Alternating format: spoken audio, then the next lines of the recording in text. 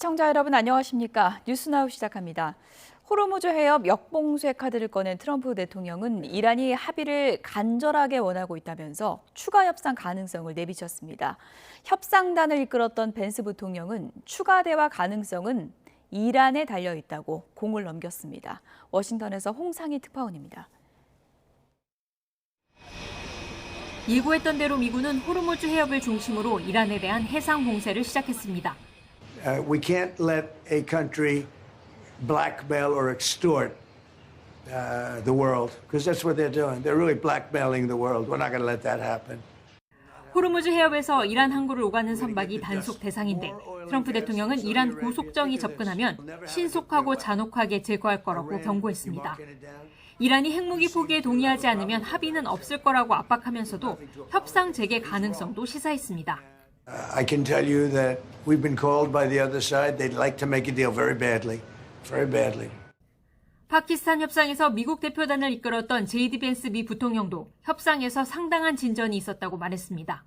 이란이 호르무즈 해협을 재개방하는 데 진전을 보일 거라고 예상한다며 앞으로 추가 협상 가능성에 대해 이제 공은 이란에 넘어갔다고 강조했습니다. 해상 봉쇄로 이란을 압박하고 있지만 물밑 대화로 협상 타결도 시도하고 있는 것으로 보입니다. 로이터 통신은 미국과 이란이 오늘도 접촉을 이어갔다며 합의 도출을 위한 진전이 계속되고 있다고 보도했습니다. 트럼프 대통령이 이란에 대한 역봉쇄에 나선 건 이란의 돈줄을 죄려는 목적과 함께 이란산 석유가 필요한 중국을 끌어들이려는 의도라는 분석도 나옵니다. 미 언론들은 그러나 미중 정상회담을 앞둔 중국이 섣불리 이란 설득에 나설 가능성이 크지 않은 데다 대이란 해상 봉쇄로 국제 유가 추가 상승이 이어질 수 있다고 지적했습니다. 워싱턴에서 YTN 홍상입니다. 네, 미국의 호르무즈 역봉쇄 조치에 대해서 이란은 해적질이라며 강력한 대응을 예고했습니다. 이란 매체들은 호르무즈 해협에 이어 홍해 입구도 막을 수 있다며 여론전을 폈습니다. 오만 무스카트에서 이준엽 특파원입니다. 이란이 미국의 봉쇄 조치를 해적질에 빗대며 강하게 반발했습니다. 아라비아만과 오만의 항구들은 모두의 것이 아니라면 누구의 것도 아니라며 호르무즈 해협 통제 조치를 단호하게 시행할 거라고 강조했습니다. 봉쇄 조치에 따른 군사적 대응에 나설 수 있다는 점도 분명히 했습니다. اگر امنیت بنادر جمهوری اسلامی ایران در آبهای خلیج فارس و دریای عمان تهدید شود، هیچ بندری در خلیج فارس و دریای عمان در امان نخواهد بود. 혁명 수비대도 함정이나 해상 위 선박들을 조준하는 영상을 공개하며 호르무즈 해협에 대한 통제력을 과시했습니다.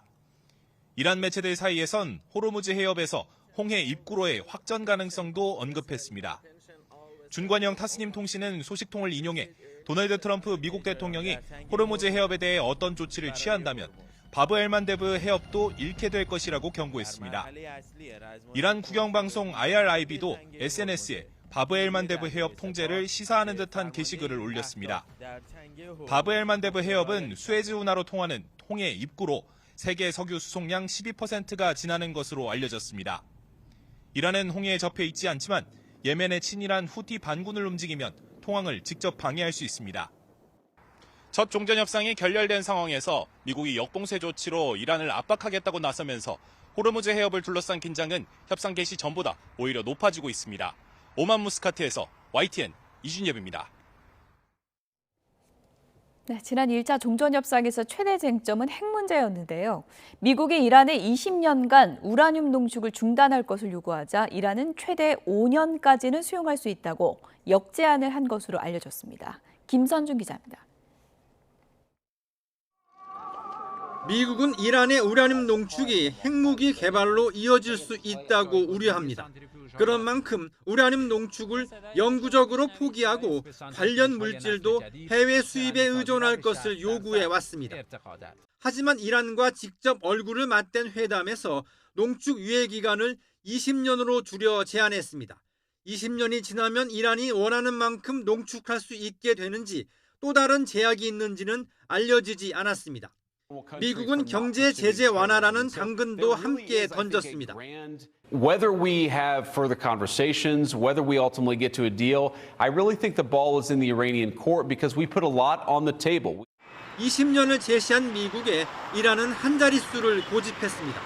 협상이 결렬된 뒤 다음 날에는 다시 최대 5년은 수용할 수 있다고 답했습니다. 다만 고농축 우라늄 비축분을 넘기라는 미국의 요구는 거부했습니다. 대신 핵무기 제조에 사용할 수 없도록 상당히 희석하겠다는 절충안을 제시했습니다. در موضوع تنگه هرمز، در موضوع تحریم‌ها، در موضوع غرامت‌ها، در موضوع خساراتی که به ما وارد کردی هم جدی هستیم. 양측은 호르무즈 해협 개방을 놓고도 흥행선을 달렸습니다. 1차 협상이 하루 만에 깨지긴 했지만 완전히 판을 접는 분위기는 아닙니다. 미국 CNN 방송은 트럼프 행정부가 2주 휴전 시한이 끝나기 전에 2차 대면 협상 가능성을 내부적으로 논의하고 있다고 보도했습니다. YTN 김선중입니다. 네, 결국 우라늄 농축 중단 기간을 놓고 숫자 싸움을 하다가 협상이 틀어졌다는 건데요. 양측 요구 조건에 담긴 속내가 무엇이고 그리고 극적인 타협점은 어디가 될지 권영희 기자가 짚어드립니다. 미국과 이란 협상의 본질은 결국 우라늄 농축 문제입니다. 미국은 이란의 핵 능력을 무력화하기 위해 20년 농축 중단을 요구했습니다. 차기 행정부에서도 합의가 뒤집히지 않도록 확실한 대못을 받겠다는 구상입니다. 반면 이란이 역제한한 5년은 정세 변화에 따라 언제든 핵카드를 다시 꺼낼 수 있는 전략적 공간을 확보하겠다는 계산입니다. 이 같은 극명한 차이는 결국 협상 조건을 유리하게 이끌기 위한 고도의 압박 전술입니다. And what they're really debating is the terms of the negotiation. Blockades can be a useful tool to push the other side towards terms that one wants. 결국 협상의 성패는 이 거대한 간극을 메울 마법의 숫자를 찾는 데 있습니다. 먼저 초기 7년은 농축을 전면 중단하되 이후 단계적으로 자율성을 부여하는 10년 플러스 알파 절충안이 유력한 시나리오입니다. 미국이 기간을 양보하는 대신 이란 내부에 24시간 실시간 감시 시스템을 구축하는 검증안도 테이블에 오를 수 있습니다. 관건은 양측 모두가 대중에게 승리를 선언할 수 있는 이른바 출구 전략을 찾는 일입니다. It's very important in negotiations to allow a party to the dispute to climb off down from the tree and be able to claim victory. So they can claim victory for having degraded much of the nuclear program. 트럼프 대통령 특유의 빅딜 본능도 주목할 대목입니다. 이란이 10년 이상의 상징적 양보를 결단할 경우 미국이 파격적인 체제 보장 카드로 응답하며 극적인 타결을 이끌어낼 가능성도 있습니다. 두 나라가 10년이라는 접점에서 중동 평화의 종지부를 찍을 수 있을지 전 세계의 이목이 쏠리고 있습니다. YTN 권영입니다. 정부가 호르무즈 해협 안쪽에 우리 선박의 이동을 위해 이란 측에 선박 정보를 공유한 것으로 알려졌습니다. 이란을 방문하고 있는 정병화 외교부 장관 특사는 이란 고위급 인사들과 호르무즈 해협에 발이 묶인 우리 선박과 선원들의 안전 문제 등을 협의하는 과정에서 선박 정보를 제공한 것으로 전해졌습니다. 조현 외교부 장관은 이와 관련해 국무회의에서 이란에 보낸 특사를 통해 우리 선박과 선원의 안전과 통항 문제 등에 대해서 이란 측 고위 인사들과 협의하고 있다고 밝혔습니다. 국방부는 호르무즈 해협 역봉쇄에 여러 국가가 동참할 것이라는 트럼프 대통령 발언에 대해서 미국 측의 공식적인 지원 요청은 없었다고 밝혔습니다. 정비나 대변인은 미국을 포함한 여러 나라와 호르무즈 상황을 긴밀하게 소통하고 있고 국익과 우리 장병들의 안전 그리고 항행의 자유를 종합적으로 고려해서 다양한 방안을 검토하고 있다며 이렇게 얘기했습니다. 또 영국과 프랑스가 호르무즈 해협 재개방을 논의하기 위한 다자 회의를 예고한 것을 두고서는 관련국과 소통하고 있고 초청이 온다면 긍정적으로 참여를 검토할 것이라고 설명했습니다. 트럼프 미국 대통령이 호르무즈 해협의 역봉쇄에 나서면서도 이란과의 협상 여지를 남기면서 증시에도 호재로 작용하는 모습입니다. 어제 소폭 하락했던 코스피는 상승 출발하면서 장중 한때 6,000선을 넘어서기도 했습니다. 1,490원대까지 올랐던 원달러 환율은 1,470원대로 출발했습니다. 현장에 나가 있는 취재기자 연결해서 금융시장 상황 좀 더 알아보겠습니다. 김세우 기자, 이 코스피가 다시 탄력을 받는 것 같기도 한데 지금 상황은 어떻습니까? 네, 어제 5,800선을 겨우 지켰던 코스피가 개장 직후 오름세를 보이며 오전 한때 6,000원대를 넘어섰습니다. 코스피는 어제 종가보다 2.61% 오른 5,960으로 출발해 상승세를 이어갔습니다. 이후 5,980대에서 5,990대를 넘나들더니 장중 한때 6,000대를 몇 차례씩 넘어섰습니다. 코스피가 장중 6,000선에 재진입한 것은 미국과 이란이 전쟁을 시작한 후 첫 거래일인 지난달 3일 이후 처음입니다. 또 종가 기준으로 6,000선을 넘었던 것은 미이란 전쟁 발발 직전 거래일인 지난 2월 27일이 마지막이었습니다. 어제까지 매도세를 이어가던 외국인과 기관은 매수세를 보이고 있습니다. 거래 상위 종목 가운데 삼성전자는 어제보다 2.49% 오른 20만 6천 원대로 시작했고 SK하이닉스도 3.80%가 오른 107만 9,500원으로 출발했습니다. 호르무즈 해협의 역봉쇄에 나선 트럼프 미국 대통령이 이란이 합의하기를 원한다고 발언하면서 미-이란 간 2차 협상에 대한 기대감이 반영된 것으로 풀이됩니다.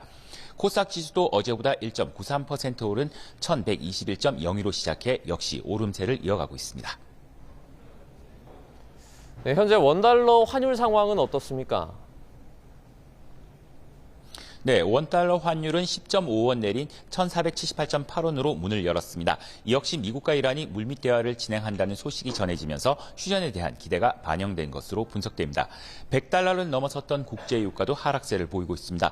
국제유가 벤치마크인 브렌트유는 배럴당 99달러대, 서부 텍사스 산유는 배럴당 96달러에서 거래가 진행되고 있습니다.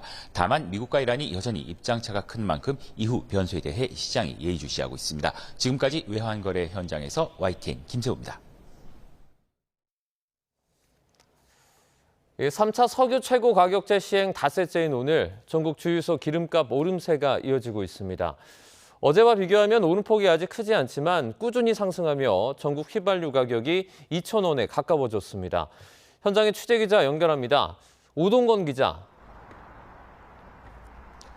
서울 만남의 광장 주유소입니다. 네, 주유소 기름값 상황 정리해 주시죠. 네, 제가 나와 있는 이곳은 알뜰 주유소입니다. 현재 경유 휘발유 모두 1,186원을 기록하고 있습니다. 서울 지역 평균 휘발유와 경유값보다 낮기 때문에 이곳은 평소에 많은 주유 차량들이 몰리는 곳입니다. 오전부터 점심시간을 앞둔 지금까지 주유를 위한 차량들이 계속 줄이어서 계속 이곳에 대기했었습니다. 그만큼 저렴한 기름을 찾는 사람들이 많다는 뜻입니다. 한국석유공사 유가정보 시스템을 보면 전국 주유소의 평균 휘발유 가격은 오전 11시 기준 1,196원을 기록하고 있습니다. 어제보다 1.2원 올라 2,000원을 눈앞에 두고 있습니다. 경유값도 하루 사이 1.3원 올라 1,989원을 나타내고 있습니다. 서울의 평균 휘발유 가격은 2,026원으로 0.7원 올랐습니다. 오전 11시 기준 평균 휘발유 가격 리터당 2,000원을 넘은 지역은 제주, 서울, 충북, 경기 등 4곳입니다. 서울 평균 휘발유값은 1원 넘게 오른 2,012원입니다. 특히 서울 지역 경유값이 2,000원을 훌쩍 넘어서면서 화물차주 등 영업 차량의 어려움이 커지고 있습니다. 들어보시죠. 일할 맛이 안 날 정도예요. 지금 기름값 너무 올라가지고 한 번 넣을 때 보통적으로다가 한 3, 4만 원씩은 더 들어가는 것 같아요. 네, 무엇보다 원유를 확보하는 것이 중요한 상황인데 이 대체 원유가 확보됐다고요? 그렇습니다. 정부가 다음 달까지 대체 원유 1억 1,800만 배럴을 확보했다고 밝혔습니다. 산업통상부는 중동 상황 브리핑을 열고 4월 대체 연유가 4,600만 배럴, 5월 7,200만 배럴을 확보했다며 정유사들이 6월 물량을 구하고 있다고 말했습니다. 대체 원유는 UAE와 미국 등 17개국에서 도입하고 있는데 특히 사우디아라비아 얀도항을 통한 물량이 가장 큰 비중을 차지하고 있다고 설명했습니다. 하지만 대체 원유 계약 물량이 들어오기까지는 시차가 걸릴 예정이어서 시장에 완전히 풀릴 때까지는 시간이 조금 더 필요할 것으로 보입니다. 지금까지 만남의 광장 주유소에서 YTN 오동건입니다. 중동 전쟁의 장기화로 의약품이나 의료기기의 수급이 부족해질 수 있다는 우려가 커지자 정부가 대책 마련에 나섰습니다. 의료 제품을 만드는 석유화학 원료를 해당 업체에 충분히 공급하도록 하는 동시에 주사기와 주사침에 대한 매점 매석 금지 고시를 발령해 공급과 수요를 안정시키기로 했습니다. 김주영 기자입니다. 원유에서 추출되는 나프타는 주사기, 주사 바늘에서부터 멸균 포장재, 의료용 장갑 등 복지 의료 분야 제품 상당수를 만드는 원료입니다. 중동 전쟁으로 나프타 수급에 어려움이 생기자 의료 분야에 불안감이 커진 이유입니다. 일부 품목에 대해 사재기 움직임까지 나타나자 정부가 대응에 나섰습니다. 주사기와 주사침에 대해 오는 6월 말까지 매점 매석을 금지하는 고시를 발령한 겁니다.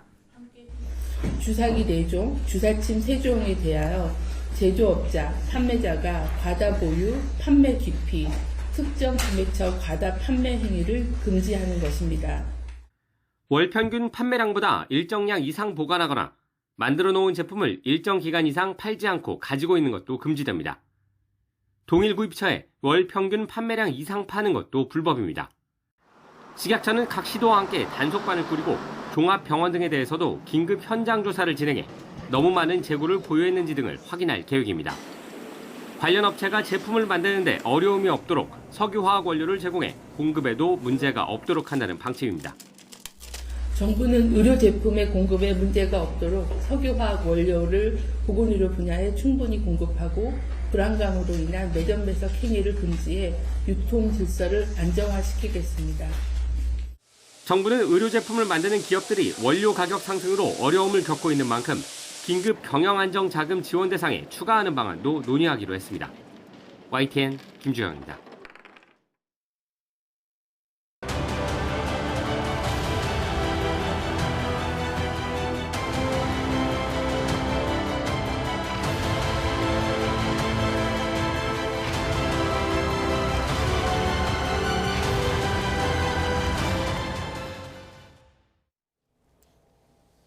네, 중동 상황 전문가 두 분과 짚어보겠습니다. 백승훈 한국외대 중동연구소 전임연구원 그리고 두진호 국가전략연구원 유라시아 센터장 나오셨습니다. 두 분 어서 오세요. 네, 안녕하십니까.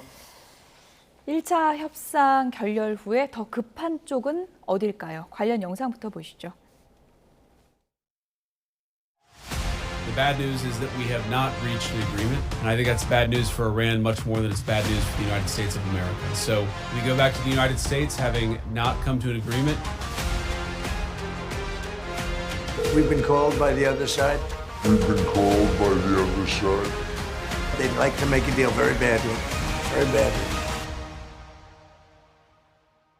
But if they don't agree, there's no deal. There'll never be a deal. Iran will not have a nuclear weapon, and we're going to get the dust back. We'll get it back either. We'll get it back from them or we'll take it. I mean, again, we did make some progress in the negotiation. The big question from here on out is whether the Iranians will have enough flexibility, whether the Iranians will accept the critical things that we need to see in order for things to get done. We've been called by the other side.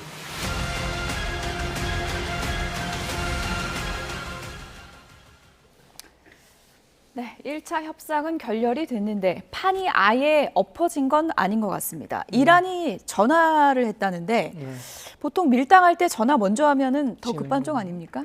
예. 근데 뭐 이렇게 보시면 될 것 같습니다. 예. 그냥 올 때 그 1차 협상이 결렬될 때 그 벤스 부통령도 우리의 우리의 조건들은 다 넘겼다. 그러니까 이란이 어떻게 나오는지 보겠다라고 했고 예. 그다음에 이란 측은 상당히 되게 평온하게 움직였습니다. 그러니까 그거에 대해서 즉각적으로 방한한 것도 안 하고 그냥 어떤 그 뭐라 그럴까 자극하는 언어 없이 우리가 계속 이야기는 할 거고 실무, 기술 전문, 실무 전문은 다 만들겠다라고 했거든요. 그러니까 이제 협상에서 큰 틀에서 고위급 회담이 열려서 던진 안을 갖고 그러면 그 실제 특히 핵 협상 관련해서는 기술 전문이 되게 필요합니다. 왜냐하면 농축을 하려면 어떻게 할 건지, 어느 시점에서 뺄 건지, 어떻게까지 그 반출을 할 건지 이런 것들이 다 기술적인 어떤 위에서 그냥 이야기 합의로 되는 것이 아니라 기술가들이 전문가들이 이렇게 그런 것들이 필요하거든요. 그래서 미국 측도 300명, 이란 측도 70명이 갔던 거고요. 그래서 어떻게 보면 기술 전문은 다 보고 판단하겠다라고 했기 때문에 지금 저 전화도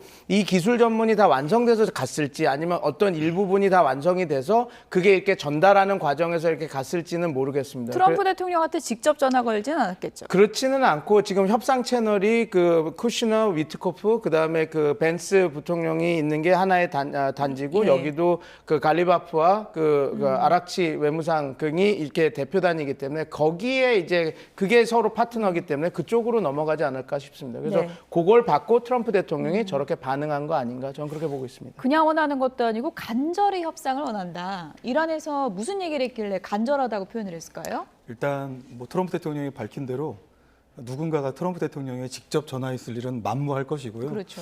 아마 우리 백 교수님 말씀하신 대로 아박스 아락치 이란 외무장관 그리고 아마 스티브 위트코프 간에 별도의 어떤 SNS 수단을 통한 메시지를 통해서 이런저런 외교적인 협상의 내용들, 조건들이 좀 조율되는 과정으로 좀 생각을 합니다. 어쨌든 중요한 것은 지난 이슬람아바드에서의 첫 번째 대면 협상이 노딜로 끝나긴 했지만 서로의 이제 카드를 다 확인을 했기 때문에 지금은 그러한 종전 조건을 가지고 양측이 내부적인 검토를 해가면서 필요한 내용들을 어쨌든 서로 간에 좀 소통을 하고 있는 그런 과정이기 때문에 물밑 접촉을 넘어서는 사실상 정치적 협상이 진행이 되고 있고 이제 앞으로 다음 주 정도면 일시 휴전 2주간의 기간이 끝나잖아요. 그렇죠. 아마 지금 일주일 남은 거죠? 그렇죠. 일주일 남아 있는데 서로 부담입니다.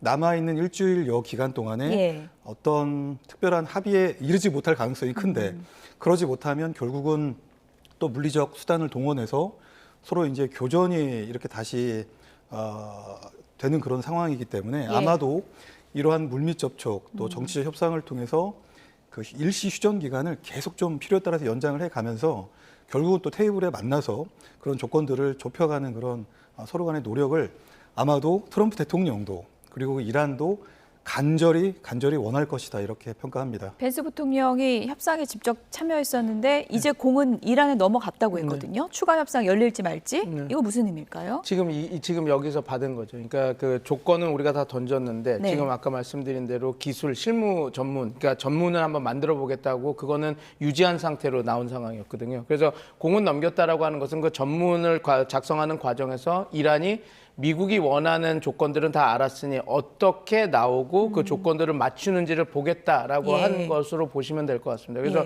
지금 슬슬 나오는 이야기들이 핵팩이라고 하는 것이 되게 특이해요. 좀 어떻게 보면 여러 가지 그 조건들이 붙는 것들이거든요. 이걸 동결을 폐기로 볼 것인지 아니면 그래서 그게 어떻게 개념화하고 얘기를 하는 것지도 다 다른데 아마 트럼프 대통령 측에서는 미국 측에서는 자기네들이 원하는 수준은 이거다라고 던졌던 것이고 이란은 자기네들이 맞출 수 있는 것들을 이제 맞춰가면서 기술적으로요. 그래서 맞춰가면서 어떤 전문을 만들었고 전문이 완성됐는지 안 됐는지는 밝혀진 바가 없어서 저도 분석을 할 수 없으나 어느 정도 어떤 한 꼭지가 아니면 몇 꼭지가 만들어졌고 그것을 트럼프 대통령이 받아봤는데 이렇게 간절히 원하고 있구나. 얘네들이 많이 맞추려고 하고 있구나. 그래서 협상은 잘 진행될 수 있겠구나. 그렇게 판단한 거 아닌가 저는 그렇게 봅니다. 그래서 만약에 그렇다면 두 센터장님께서도 말씀해 주신 것처럼 완벽하게 일괄 타결이 될 수는 없겠지만 조금 협상을 늘려가면서 계속 부분 타결, 스몰 딜들이 이렇게 될 가능성이 높다. 저는 그렇게 보고 있습니다.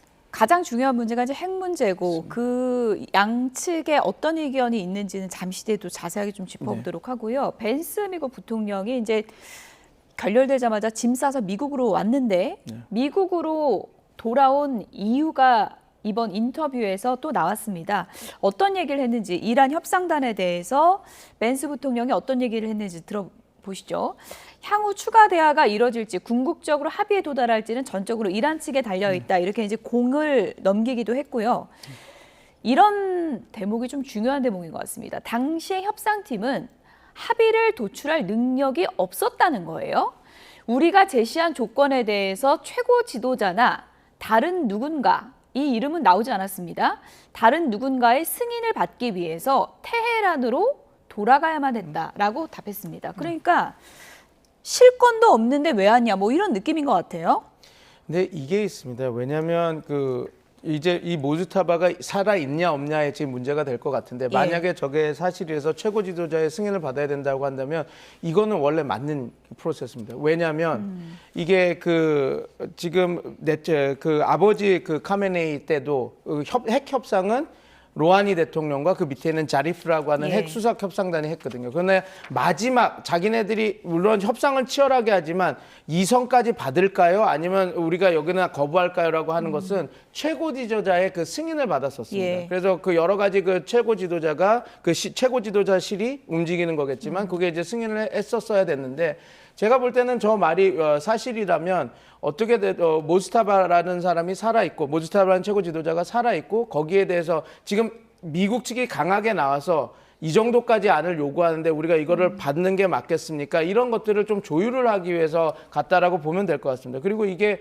어떻게 보면 지금 이 상황이 저도 첫째 회담에서는 많은 것들이 결정되지는 못할 거라고 봤거든요. 어떤 의견 조율과 어느 선까지 할 건가, 어떻게 여러 가지 15개 한 10개 안을 서로 얘기하고 뭐 갈리바프는 4개만 갖고 왔지만 어떻게 패키지로 묶어서 협상을 진행할 건가 그렇게 정해줄 줄 알았는데 지금은 조금 더 많은 얘기를 해야 되기 때문에 아마 저런 그 핵 관련해서 동결이나 이런 것들은 최고 지도자나 그 사람들이 언지를 받아야 되기 때문에 그 얘기가 나왔다라고 보면 되실 것 같습니다. 두준호 센터장님, 네. 벤스 부통령은 이제 트럼프 대통령하고 한 뭐 10여 차례 통화를 하면서 실시간으로 협상을 전하고 이렇게 결정을 하는데 이 이란 협상단은 테헤란으로 돌아가야만 했다라고 표현을 했거든요. 이건 무슨 의미일까요? 결과적으로 어쨌든 이제 벤스 부통령이 협상에 관한 이제 정권을 가지고 왔으나 어쨌든 협상 실시간 직통망을 통해서 트럼프 대통령하고 최소 10차례 정도의 소통을 한 겁니다. 그러니까 워낙에 뭐 뻔한 종전 아니다 하더라도 협상이라고 하는 것은 다양한 또 의견들의 충돌을 하기 때문에 그것에서 트럼프 대통령의 지침을 받아야 될 부분이 있으니 통화를 통해서 정확하게 트럼프 대통령이 협상 지침을 받아서 미국의 어떤 협상에 관한 기본적인 골격을 유지하려고 그래서 미국의 사활적 이익을 관철하기 위해서 노력을 했죠. 매우 정상적인 일입니다. 그런데 지금 이란 같은 경우는 그런 절차가 없었던 겁니다. 그러니까 비록 갈리바프나 혹은 아바스 아락치 이런 외무장관이 누군가로부터 협상에 관한 일부 권한을 받아서는 왔으나 그 누군가조차도 사실은 본인들이 이 협상 정권을 협상단에 줄 만한 권리가 있는지 여부도 사실은 불확실한 부분이 있는 거죠. 그 누군가가 모즈타바가 아닐 수도 있습니까? 그렇죠. 모즈타바가 아닐 수 있는 그런 가능성이 있고 현재로 봐서는 사실은 이란 혁명 수비대일 텐데 그런 부분에서 이란 혁명 수비대에서도 이 어떤 협상에 관한 결심을 하기가 굉장히 어려운 혹은 그런 권리를 갖고 있지 않은 권한을 갖고 있지 않은 그런 상황이다 보니까 이번 협상에서 미국이 보여줬던 그런 기민하고 그런 융통성 있는 협상의 기술을 보여주는 데 있어서는 굉장히 뭐 결과적으로 초보적인 모습을 보였고 벤스 부통령의 의견대로 그럴 만한 능력을 갖춘 협상단이 아니었다라고 하는 그런 지적도 아마 그런 부분을 의미하는 게 아닌가 생각합니다. 진짜 실권자는 암살당할까 봐 무서워서 안 왔다. 뭐 이런 얘기도 뒤에 있었잖아요. 이게 이렇게 보시면 될 것 같습니다. 지금 이게 추정의 영역이기 때문에 하는데 몇몇 그 보고서에서 나온 것은 모즈타바가 자기의 그 생사를 그 안보 보안을 지키기 위해서 전화나 이런 것들 통신이 다 두절된 공간에 지금 벙커에 들어가 있다라고 얘기했거든요. 그리고 자꾸 그런 추적이 되고 노출이 되니까 반경 몇 킬로, 뭐 그 몇십 킬로 전에 모즈타바를 만나러 가는 사람도 통신 장비를 다 반납을 하고 자기네들이 왜냐하면 그것들도 다 위치 추적이 되니까요. 그렇게 된다라고 하는 얘기가 나왔거든요. 만약에 그게 사실이라면 지금 저 얘기가 맞을 수도 있죠. 실시간으로 소통이 안 되는 실시간으로 소통이 되지 않으니까 물리적으로 가서 우리가 뭐 파발을 보내고 옛날 시절처럼 이렇게 되는 그런 상황이기 때문에 저럴 수 있는 가능성도 있고 두 센터장님이 말씀해 주신 대로 지금 권한을 내릴 수 있는 그 사람이 없기 때문에 오히려 더 지금 집단지성을 해야 되기 때문에 가서 다시 대화를 나눠야 되고 그런 상황이 벌어지는 상황도 있을 수도 있고 그러니까 지금 상황은 좀 추정의 영역인데 지금 벤스 부통령이 거짓말할 일은 없으니까 지금 어떤 문제에서 그 메시징하고 서로 이렇게 교환하는 그 상황에서는 미국만큼 기민하게 못 움직이는 그 것들이 이란에서 보여주고 있다. 그렇게 생각하시면 될 것 같습니다. 네, 결국 이 협상이 왜 틀어졌을까? 그 자세한 내막이 하나씩 나오고 있습니다. 가장 중요한 게 핵 문제인데 지금 나오는 보도 내용을 보면은 숫자 싸움이 좀 있었던 것 같습니다. 네, 치열한 숫자 싸움, 삿바 싸움이 지금 진행이 되고 있는 걸로 보입니다. 사실 미국이 이 전쟁을 일으킨 근본적이고 근원적인 이유는 이란의 임박한 위협, 결국은 핵 위협이 되겠죠. 그래서 60% 수준으로 농축한 걸로 추정이 되는 대략 한 440kg 정도 핵탄두 10기 이상에 만들 수 있는 그런 분량인데요. 이것들을 전량 반출 혹은 제거하는 게 미국의 목표였습니다. 그런데 이란이 그것을 절대 받을 일이 없겠지요. 그러다 보니까 또 추가적으로 나오는 것이 화면에 나오는 것처럼 미국은 그 목표를 일부 좀 수정을 해서 이란이 어느 정도 납득할 수 있고 미국 입장에서도 전쟁 승리를 선언하는 데 있어서 합리적으로 국민들이 받아들일 수 있는 수준 20년 동결해라. 그러니까 핵 물질 동결하고 인프라 동결하고 관련 지식 기술자들의 모든 것들을 다 동결해라. 이렇게 그러니까 이제 완전 제로에선 우리가 한 그렇죠. 번은 물러나겠다. 네. 20년만 20년 중단해라. 동결해라. 이렇게 유예안을 이제 다시 제안을 한 건데 예. 이 또한 이란이 받아들이지 않는 것입니다. 역제안을 했어요. 예. 그래서 20년은 너무 길고 뭐 한 5년이라고 하는 이런 보도들도 나오고 있는데요. 결국 이제 트럼프 대통령의 어떤 거래주의적인 이런 속성들을 고려할 때 이란에서는 이제 20년을 5년으로 이렇게 좀 맞받아친 부분이 있겠습니다. 예. 백소영 교수님. 네. 보통 20년 부르고 5년 부르면 이제 중간 정도에서 좀 만나잖아요. 그렇게 만날까요? 근데 그렇게 되면 오바마 행정부에서 뒀던 그 일몰 조항이 10년, 5년 단계로 해서 2025년이면 그게 그 원래 됐어야 되는 건데 지금 10년이니까 트럼프 대통령은 그보다는 더 원할 겁니다. 왜냐하면 그럼 15년? 언론에서 예. 15년 혹은 예. 12년이 될 수도 있겠죠. 12년? 왜냐하면 예. 그런 게 근데 이제 제가 말씀드렸던 부분이 이거였습니다. 그 핵 폐기라고 하는 것 자체가 불가능한 미국 입장에서도 목적이었거든요. 그래서 동결 카드를 쓸 거라고 생각은 했는데 동결 카드를 썼고 예. 그리고 동결 카드가 나왔다라고 하는 것은 미국도 이 협상을 원한다라고 하는 겁니다. 그러니까 왜냐하면 정말로 이 동결 핵을 없애는 걸 원했다면 농축 우라늄을 다 폐기하고 예. 이 시설을 다 닫는 것인데 지금 앵커님 말씀하신 대로 그건 아니고 폐지와 폐기가 아니라 동결이라고 하지 않습니까? 그러니까 이제 어떻게 보면 미국 측 입장에서도 이란에게 내가 핵을 포기한 거 아니야, 핵 폐기한 거 아니야, 우리는 우리의 농축 프로그램을 지켰어라고 하는 명분을 좀 만들어주는 그런 하나의 장치다. 근데 지금 그거를 본인들이 잘 알기 때문에 20년이라고 하는 거를 묶어두면 20년은 거기가 폐기와 다름없어라고 예. 이렇게 얘기하려고 이렇게 하는 것 같은데 협상이 얼마나 진행될지는 더 봐야 되겠지만 이란 입장에서는 그 기한을 최대한 낮추려고 할 거고 트럼프 대통령은 10년보다는 더 많이 하려고 할 겁니다. 왜냐하면 10년이라고 했던 건 오바마 대통령이 했던 그 10년 동결이랑 비슷한 수치이기 때문에 그거는 받아들이지 않겠고. 그거보다는 조금 더 해야지. 예. 트럼프 대통령은 항상 그 수치의 비교 중거점이 오바마 행정부였기 때문에 예. 그런 걸 얘기하지 않을까 저는. 만약에 다른 조건이 더 붙는다면 네. 줄일 수는 있겠지만 그러지 않을까 저는 보고 있습니다. 오바마 행정부를 굉장히 의식하기 때문에 말씀해 주신 것처럼 그러면은 이제 이란이 12년 이상은 받아들여야 좀 타결이 될 가능성이 있다. 이렇게 볼 수 있겠군요.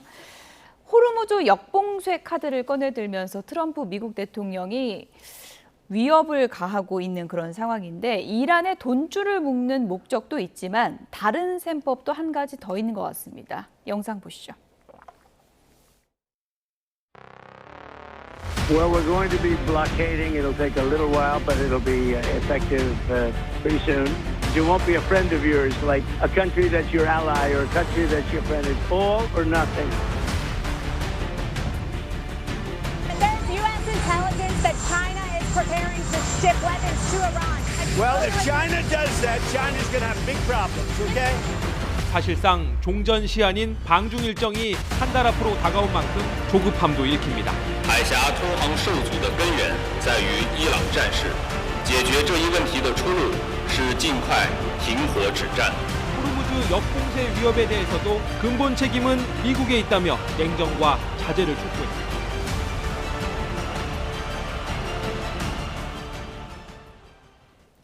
네. 다음 달에 만나게 될 미중 정상 간의 기싸움도 지금 치열한 것 같습니다. 이번에 역봉쇄 카드를 꺼내든 게 시진핑 주석 의식한 거 맞습니까? 그러니까 어쨌든 위안화 결제로 이란 혁명수비대가 위안화 결제를 하는 선저원도 통과시키겠다, 선별적으로. 중국을 겨냥한 이제 그런 발언을 쏟아내고 또 그런 선적들이 중국을 향할 수가 있겠죠. 예. 그러다 보니까 어쨌든 명시적으로 이 전쟁의 목표 안에는 에너지 패권에 대한 부분은 없었지만 결과적으로 에너지 패권을 잡아서 중국을 봉쇄하고자 하는 미중 패권 경쟁에서 미국의 의도가 없지 않았기 때문에 중국을 다분히 의식하는 부분도 있겠습니다. 예. 또 한 가지는 사실 이 정도 판에서 이 지금 중동 전쟁을 중재할 만한 국가가 몇 개 국가나 있을까? 사실 파키스탄이 국력을 총동원해서 나름대로 최선의 노력을 다하고는 있습니다만 예. 어떤 메시지를 양측으로부터 받아서 양측에 전달하는 것 그리고 협상장을 제공하는 것 외에 어떤 충분한 외교력을 발휘하고 있지는 못하거든요. 그렇다면 강력한 중재자가 나타나야 됩니다. 사실 미국 입장에서는 그런 것들을 좀 동맹국들이 해주기를 바라는 건데 예. 동맹국들은 또 이란을 적대 국가로 돌리게 되면 그들의 어떤 경제 안보에 치명적인 위협이 발생할 수 있기 때문에 예. 굉장히 주저하는 것이고요.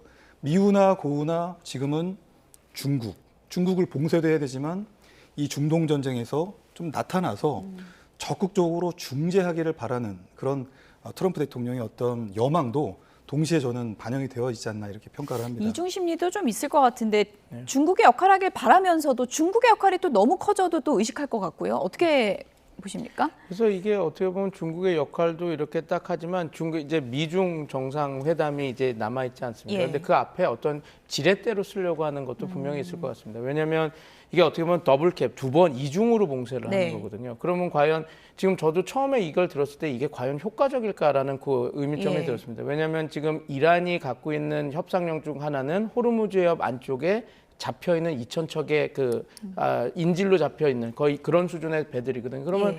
트럼프 대통령 입장에서 이걸 빨리 빼낼 수 있게 조치를 해야 되는데 이중 봉쇄를 하게 되면 오히려 이게 더 반감되는 효과가 있습니다. 실제로 두 개의 유조선은 자기네들이 나가겠다라고 다 신청을 했다가 지금 이중 봉쇄를 한다고 하니 그러면 이게 분쟁 지역이 될 수도 있겠구나. 예. 이란이 공격을 할 수도 있겠구나 해서 취소를 하는 사태가 벌어지거든요. 그러면 어떻게 보면 트럼프 대통령은 이 통제권을 뺏어오겠다. 이란이 갖고 있는 통제권을 뺏어오겠다라고 해서 이중 봉쇄를 하는 건데 오히려 이란이 더 협상력을 더 키우는. 왜냐하면 호르무즈 해협 안에 선박들이 볼모로 잡혀 있는 선박들이 더 커져서 협상력을 더 키워주는 효과가 되거든요. 그래서 왜 이렇게 했을까? 저뿐만 아니라 미국의 전문가들도 이게 별로 도움이 안 될 것 같은데 예. 했는데 지금 나오는 것들을 보면 지금 어찌됐건 이란에서 나가는 배들만 잡는다 그러고 그러면 이제 이 유조선들 지금 중국 배 2개를 처음에 먼저 선별적으로 보내주지 않았습니까? 지금 이 중국 입장에서는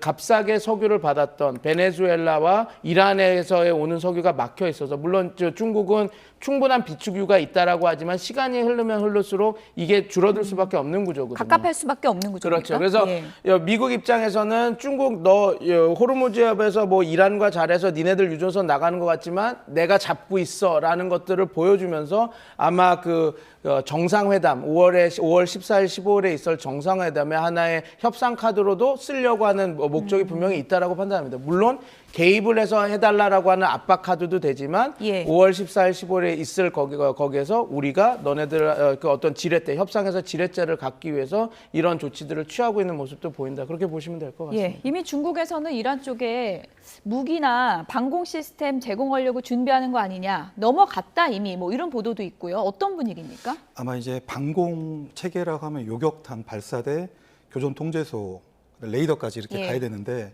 이번에 이제 이란이 과거에 중국으로부터 수입을 해서 활용했던 방공 체계는 굉장히 조악한 수준으로 판명이 나버렸고요. 네.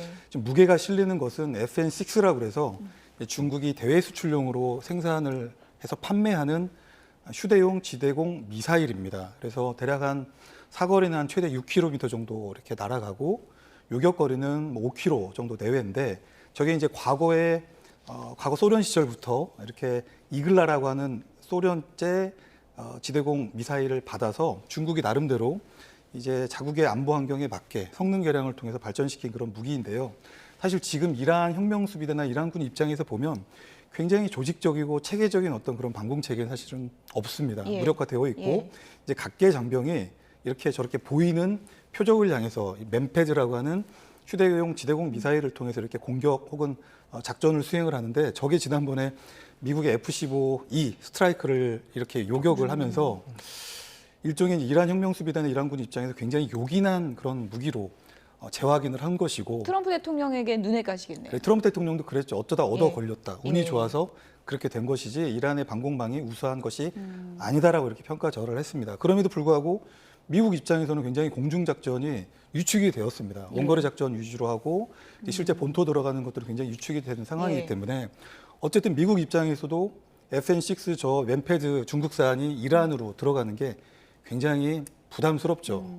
왜냐하면 이 상황, 이 중동 전쟁이 길어지면 길어질수록 예. 또 중국 입장에서는 미국의 어떤 국가 경쟁력을 약화시키고 미중 패권 경쟁에서 중국이 상대적으로 유리한 위치에 점할 수 있기 때문에 예. 그런저런 목표를 가지고 이란의 FN6 혹은 여타 무기 체계를 공급함으로써 이란의 전쟁 수행 능력을 계속 확충시켜주려고 하는 그런 의도도 충분히 있을 것이다 이렇게 생각합니다. 시진핑 주석의 수는 뭘까요? 이거는 뭐 본격적인 참전이라고 보긴 힘들 것 같고 만약 무기가 간 게 맞으면은 뭐 은근슬쩍 지원을 해주는 건데 어떤 수가 있는 걸까요? 이게 원래 그 연성균형이라고 중국은 항상 이란을 완충지라고 생각했습니다. 그러니까 중국이 북한을 완충지로 완충 국가로 생각하는 것처럼요. 그래서 어떻게 보면 이란의 생존이 필요합니다. 왜냐하면 이란이 친미 국가로 돌아서게 되면 이 중국 입장에서는 어떤 중동 내, 특히 걸프 지역 내에 어떤 자기네들의 힘을 투사할 수 있는 그 힘들이, 그 상황들이 줄어들 수밖에 없거든요. 그리고 말씀드린 대로 이란이 보통 최근에까지 작년까지 200만 배럴의 석유를 계속 팔았는데 그걸 하루 200만 배럴을 그거의 80% 이상을 중국이 가져갔고 중국이 되게 값싼 가격으로 가져갔습니다. 왜냐하면 그러면 어떻게 보면 중국 입장에서는 값싼 에너지 원 수급처도 뺏기는 상황이 되기 때문에 이런 식으로 좀 버틸 수 있는 힘을 이렇게 지원하면서 이란을 지원할 수밖에 없는 상황이 벌어지죠. 그러나 아마 이 무기를 직접으로 주진 않았을 겁니다. 그러니까 어떤 우리가 과거에 우크라이나 전쟁 때처럼 우크라이나 러시아 전쟁 때 우리의 포탄들을 제공했던 것처럼 우회를 해서 했을 겁니다. 그때 우리가 미국이 직접 지원하고 미국의 부족분을 우리가 채워주는 식의 이렇게 했거든요. 그래서 아마 이번에 갔던 맨파드나 이런 것들도 직거래로서 중국의 군이 직접 이렇게 준 거라기보다는 아마 트럼프 대통령과 미국이 주장하는 바로 이렇게 갔다 그러면 우회적으로 가지 않았을까 저는 그렇게 보고 있습니다. 만약에 그게 직거래로 확인이 되면 미중 정상회담 취소되겠죠? 뭐 취소될 수준으로 되고 만약에 되더라도 트럼프 대통령은 이걸 강력한 지렛대로 뭐 더 많은 것을 요구하는 걸로 사용할 수가 있겠죠. 어쨌든 지금 호르무즈 해협 역봉쇄 카드를 꺼내들고 트럼프 미국 대통령이 동맹국들 지금 명단은 아직 발표 안 했는데 몇몇이 돕겠다고 했거든요. 지금 동맹국들 간에도 그럼 입장이 엇갈릴 수 있는 겁니까? 이제 트럼프 대통령은 동맹국들, 특히 북대서양 조약기구 동맹 그리고 이제 인도 태평양 지역에서 린치핀 동맹인 우리 한미 동맹 그리고 미일 동맹 이렇게 한국과 일본을 꼭 집어서 몇 차례에 걸쳐서 반복적으로 이 호르무즈 해협에 좀 나서라, 다국적 해상 연합 작전에 나서라고 이렇게 지금 계속 지속적이고 반복적으로 강조를 하고 있는데요. 사실 공식적으로 미국의 동맹 유사협장국 어떤 국가도 긍정적인 답을 내지를 않았습니다. 그런데 이제 트럼프 대통령이 굉장히 긍정적으로 반응을 보인 그런 국가의 리스트를 지금 공개하겠다라고 이렇게 예고를 한 상황인데요. 그럼에도 불구하고 미국의 핵심 동맹인 영국이나 독일, 프랑스는 여전히 침묵을 하고 있고 그리고 영국이 주도하는 일종의 이제 국제회의입니다. 이제 그것은 한 30개국, 40개국 정도 동맹 국가들 그리고 유사입장국끼리 이렇게 모여서 회의를 하는 겁니다. 국제회의를. 합참 의장이 참여한 그런 회의고요. 그것은 이제 통행의 안전과 항행의 자유를 확보하기 위한 나름대로 국제사회의 담론을 좀 만들어가고 언젠가 이제 중동 전쟁이 끝나겠죠. 그런데 전쟁이 끝나더라도 계속적으로 호르무즈 해협의 긴장 상태가 유지가 될 수 있기 때문에 방어적 목적에 그리고 인도적 목적의 다국적 해상 작전을 고려하는 건데 사실 트럼프 대통령이 원하는 것처럼 지금 당장 함정을 끌고 호르무즈 해협에서 어떤 미국이 원하는 그런 공세적인 작전에 대한 동맹국들의 응답은 아닐 것이기 때문에 트럼프 대통령의 기대와 실제 동맹국들의 반응에 상당한 격차가 있을 것이다 이렇게 전망합니다. 지금 속보관까지 들어와서요. 이거 좀 백 교수님께 여쭤봐야 될 것 같습니다. 지금 호르무즈 해협이 앞서도 계속 설명을 드린 것처럼 이중 잠금 장치가 되어 있는 그런 상황이죠. 지금 미국이 역봉쇄를 하면서 이중 잠금이 되어 있는 상황인데 지금 로이터 보도를 보면 미국의 제재 대상인 유조선 리치스타리오가 미국의 봉쇄에도 불구하고 봉쇄가 이제 시작됐음에도 불구하고 호르무즈 해협을 통과했다네요. 이건 어떻게 봐야 될까요? 뭐 이렇게 이미 어떤 수준으로 통과했는지 모르겠습니다. 근데 지금 미국이 지금 통과를 막겠다라고 하는 것이 호르무즈 해협도 있고 오만 해협도 있고 그 안에 호르무즈 안쪽 세 해협, 그래서 세 해협을 막겠다라고 하는 거거든요. 그럼 아직 호르무즈 해협을 통과했다라고 한 것은 오만 해협은 아직 남아 있는 상황입니다. 그래서 지금 미국이 군사 작전을 쓰겠다고 하는 15척 중 하나가 이 배를 납포를 할지 아니면 막을지 이거를 여부를 한번 지켜봐야 될 것 같습니다. 만약에 이게 성공적으로 막힌다고 한다면 미국도 지금 계속 여러 가지 의문사항이 나왔거든요. 과연 15척만 갖고 지금 저런 항행을 다 이렇게 지금 미국이 원하는 대로 납포 그다음에 이렇게 봉쇄 이게 가능할 것인가라고 얘기가 됐는데 지금 하나의 우리가 그 바로미터가 될 수 있는 미국이 제재 대상으로 얘기했던 이 리치 스타리오호가 지금 호르무즈 해협은 나왔다고 하니 오만 해협까지 통과를 한다 그러면 미국이 봉쇄를 못해. 미국이 소위 말하는 이중 봉쇄는 없는, 그러니까 지금 상황에서 작동을 안 하는 것이 되는 거거든요. 그래서 죄송합니다. 저희가 한번 어떻게 더 진행될지, 저게 호르무즈 해협을 지나서 오만 해협까지 다 통과해서 나올지를 한번 인도태평양 쪽으로 나올 수 있을지를 좀 지켜봐야 될 것 같습니다. 앞서 보도를 보니까 캐슘섬 해안에서 표류 중이다, 이런 신호를 리치 스타리오가 보내왔었다, 뭐 이런 보도도 있었거든요. 지금 속보를 어떻게 이해를 해야 될까요? 그렇다면 만약에 캐슘섬이라고 한다면 예. 라라크섬, 캐슘섬 그 어딘가가 될 텐데요.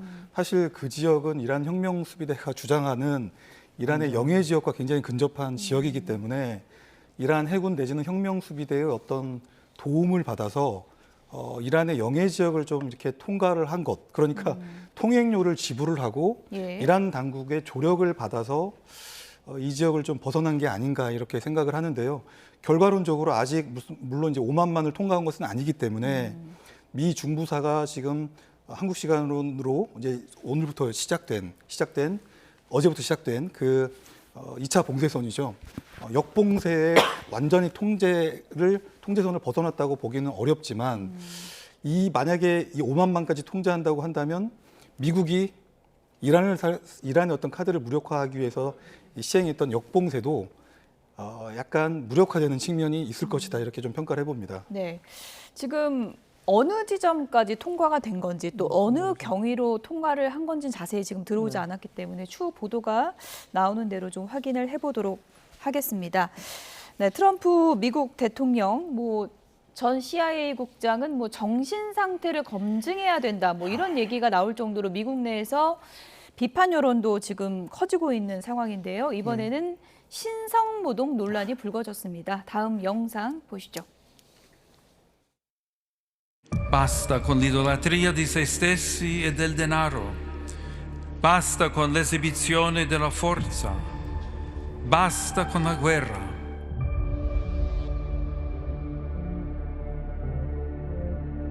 No, I don't, because Pope Leo said things that are wrong. He was very much against what I'm doing with regard to Iran.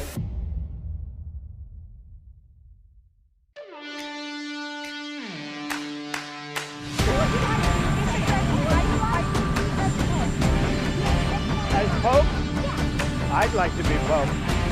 That would be my #1 choice. 도널드 트럼프 미국 대통령이 교황 레오 14세를 향한 맹비난 와중에 SNS에 올린 이미지입니다. 흰옷에 붉은 망토를 걸친 채 환자 이마에 손을 얹고 있는데 자신을 마치 예수처럼 묘사했습니다. We don't like a Pope that's going to say that it's okay to have a nuclear weapon. We don't want a Pope that says crime is okay in our cities. I don't like it. I'm not a big fan of Pope Leo. I'm not a big fan of Pope Leo.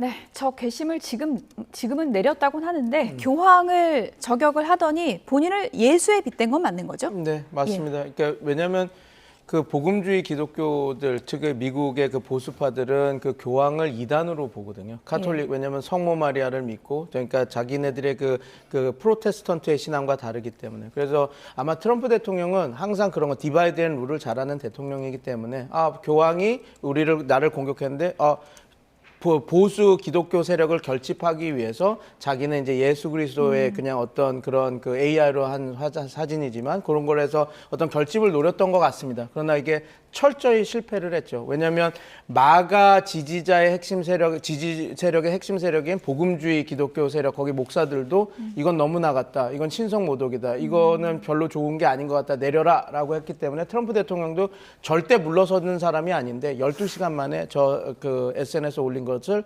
내렸습니다. 그래서 트럼프 대통령 자체는 그 어떤 교인가요? 몰몬이다 아니면 남부 침례교다. 그래서 지금 예배는 남부 침례교 사람 목사님들이 와서 한다고 하는데 트럼프 대통령의 여지껏의 행보를 보면 기독교인의 행보는 아니었죠. 이렇게 그래서 교황이 되고 싶다고도 했었잖아요. 네, 맞습니다. 그렇게 보면 교황이 되고 싶다라는 거는 그런 그 신앙의 체계, 기독교 신앙 체계, 특히 지금 복음주의 신앙 체계에서도 말이 안 되는 거거든요. 왜냐하면 그런 기독교의 신앙에서는 신의 대리는 예수 그리스도밖에 없는데 여기는 카톨릭은 뭐 교황이라든지 사제들을 이렇게 두는 그런 것들이 있어서 전혀 맞지 않는데 트럼프 대통령은 뭐 내가 교황을 하고 싶다라는 얘기를 해서 뭐 진정한 크리스찬인지는 아마 하나님께서 판단을 하시겠지만 제가 보여주는 그런 여러 가지 그런 것들은 과연 기독교이고 성경에 대해서 잘 알고 있을까라고 하는 의문점이 많이 들기 때문에 뭐 그리고 이번 포스팅에서도 보면 자기를 예수 형상화해서 절대 머리에 인치는 것은 그 목사님 아니고서는 잘 하지 않는 행위거든요. 근데 뭐 트럼프 대통령 목사도 아닌데 누구의 저 그림에 누구의 머리에 이렇게 올리는 그런 것들도 보면 과연 트럼프 대통령이 뭐 그런 것들을 다 생각하고 했을까? 그냥 단지 교황과 지금 대립각을 세우는 면에서 교황을 어떻게 보면 보수 기독교인들이 되게 이단으로 보는 그런 그 복음주의 신앙들이 있으니까 결집을 위해서 저거를 했다가 자기가 원하는 효과가 나지 않자 그냥 그 내린 것으로 그렇게 보는 게 해프닝으로 끝난 그런 걸로 보는 게 맞을 것 같습니다. 조금 더 부연 설명을 드리면 사실은 미국은 의회 민주주의가 잘 발달된 국가고 정치와 종교가 사실은 분리가 되어야 됩니다. 그런데 정치와 종교를 지금 결합을 시키는 저런 모습을 보인 것이죠.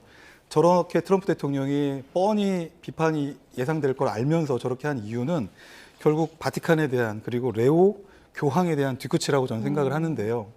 내가 그렇게 도와줬는데 그렇죠. 뭐 그런 거죠. 교황이 되는 데 있어서 미국 일리노이즈 출신 교황 레오를 도와줬고 밀어줬고 그래서 미국이 당연히 트럼프 대통령이 지분을 갖고 있는데 미국의 편에 서지 않네. 특히 가자 지구 평화위원회 참여 그러니까 미국은 지금 유엔을 믿을 수 없고 개혁 대상인 유엔이 있기 때문에 그걸 대체할 수 있는 새로운 질서 가자 평화위원회 참여를 이렇게 발족을 시켰는데요.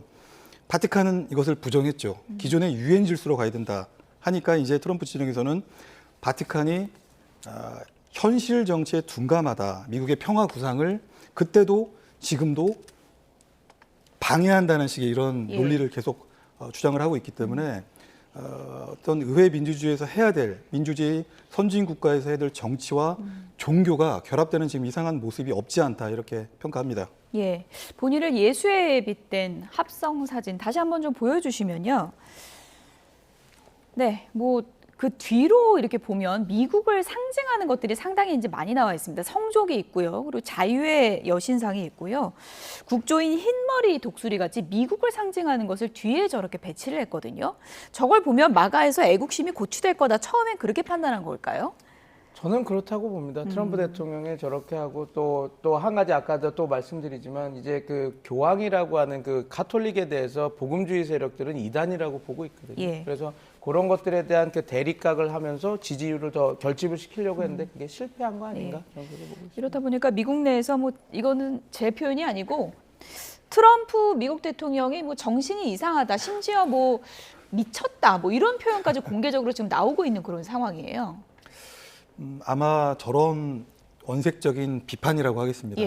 언론이나 그다음에 정치인들이 심지어 공화당 트럼프 계라고 하는 공화당 내부에서도 광기라고 하는 표현이 나오고 트럼프 대통령 행위에 대해서 수정헌법 25조를 발동시켜서 직무 정지를 해야 된다라고 하는 이런 이제 극단적인 의견까지 나오는 데는 무엇보다 왜 이 전쟁을 명분 없는 전쟁을 시작했는가라고 하는 어떤 그런 근본적인 좀 문제로 수렴하는 것이 아닌가 이렇게 생각을 하고요.